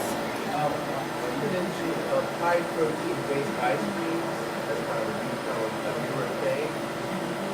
I haven't heard of that. High protein. How are they made differently? It's really not made differently. I've been doing that with several universities over a number of years, and now it's getting to become a fad of making a high protein ice cream. I personally think there's certainly other ways to get protein into your system than through ice cream. However, one of the universities that I can't mention, because they asked me not to, is feeding it to their football team. And I said, why don't you just give them protein powder and tell them to take it, the football players? He said, because it just isn't as much fun. He said, after a practice, if I give my whole team ice cream that has a high protein level in it, it's a lot of fun. And so they want to come to practice, they want to come to the game. It's just a simple way of encouraging people. But it's really just a basic protein powder that I can buy at GNC or any of the other specialty places. It's been designed by the manufacturer of the protein to dissolve easily in water. So putting it into the ice cream mix is very simple. Where you end up spending your money is for the universities, and they love doing that, is just calculating, how much protein have we added to this volume, so what's it come down to a per ounce basis. That's where they put their engineers onto it, the mathematicians, to do that. But otherwise, it's just another ingredient, but it sounds exciting that we're going to give you a high. Lower RPM or anything that's thicker? No RPM changes at all because it's water soluble. That's the whole trick there. I mean, if you had to put it into, some kind of oil base or process it in some way before this so that it would dissolve, it would be a different story. But it literally just goes right into the machine. But then you want to know how much you're giving everybody. You don't want to overdo it, and you're wasting your money if you underdo it. I took protein for a number of years and found it useful, and the instructions were really pretty simple. If your body weight is this, add this to a glass of water. They don't even tell you how much water. So you'll hear more and more of it. I think I do believe it's a fad, but hey, it's a good fad. It's like the keto diet. It's not going to do you any harm playing with your food. To kind of play off what he was saying about the cost, I want to touch base on this again just one more time. So this can cost you, let's say, $60 for this jug. $60 sounds like an awfully lot, but you're going to get anywhere from 60 to 80 batches out of this 1 gallon. This is going to cost you the same price, if not a little more, because you have to buy it from a distributor, and they make you buy in bulk. And this is going to make you 1, maybe 2 batches. So there is a huge cost difference when it comes to that. Once again, iRice is very good at making bases, but this is very affordable. Their flavors are endless. We have little glass jars over there on the shelf you can take a peek at. They've got sweet corn, they have the boysenberry, they have jalapeno, where I've made jalapeno chocolate. That recipe's in the book. It's amazing. So anything that you can virtually think of, you can give Weber Flavors a shout. They also keep up with flavor trends. That is a thing. So they have, if you go to their website and subscribe to their email list, I think they do it every quarter. They'll send you an email of the flavor trends. What's the most frequently asked for flavors? Which ones are they shipping out the most? Which ones are they developing currently? That's a good way to stay up with the industry, what's trending where, and they ship all over. So it's not going to be just designated for your area. Kind of like nobody is familiar with Blue Moon here, but we know it's super popular up north. Any questions? Say that again? Weber ships everywhere also? Yep, they sure do. They have distributors, or they don't have distributors, excuse me. They have reps everywhere. Like Mark, the one that's on your paper, he's for our area, our region. But if you reach out to him, he'll be sure to get you in touch with the rep in your area. If you buy from a company that says shipping's included, don't be fooled. You're paying for the shipping. It's in their price because shipping has gone through the roof. It's just amazing how expensive it's gotten.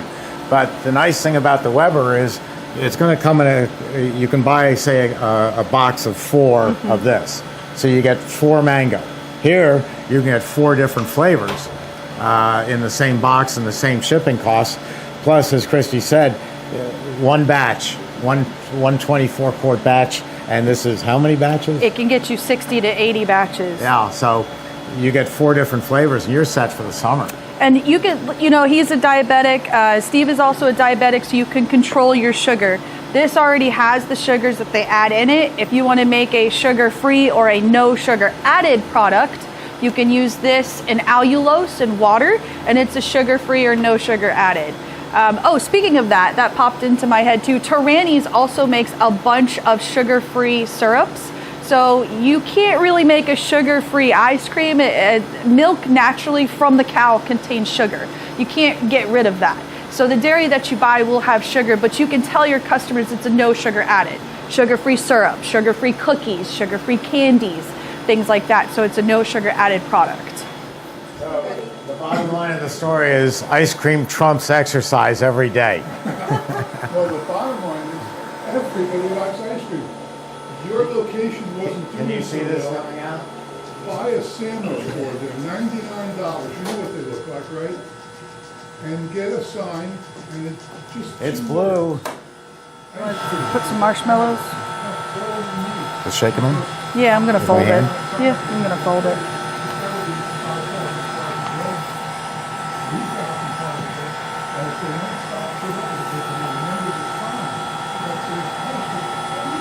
Go ahead. That's good. Get some more.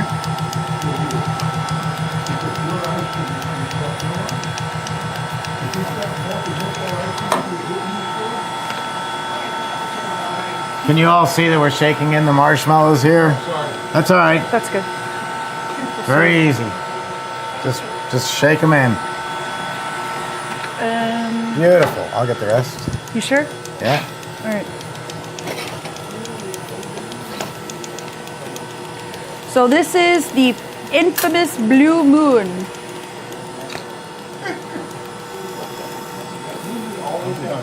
Okay.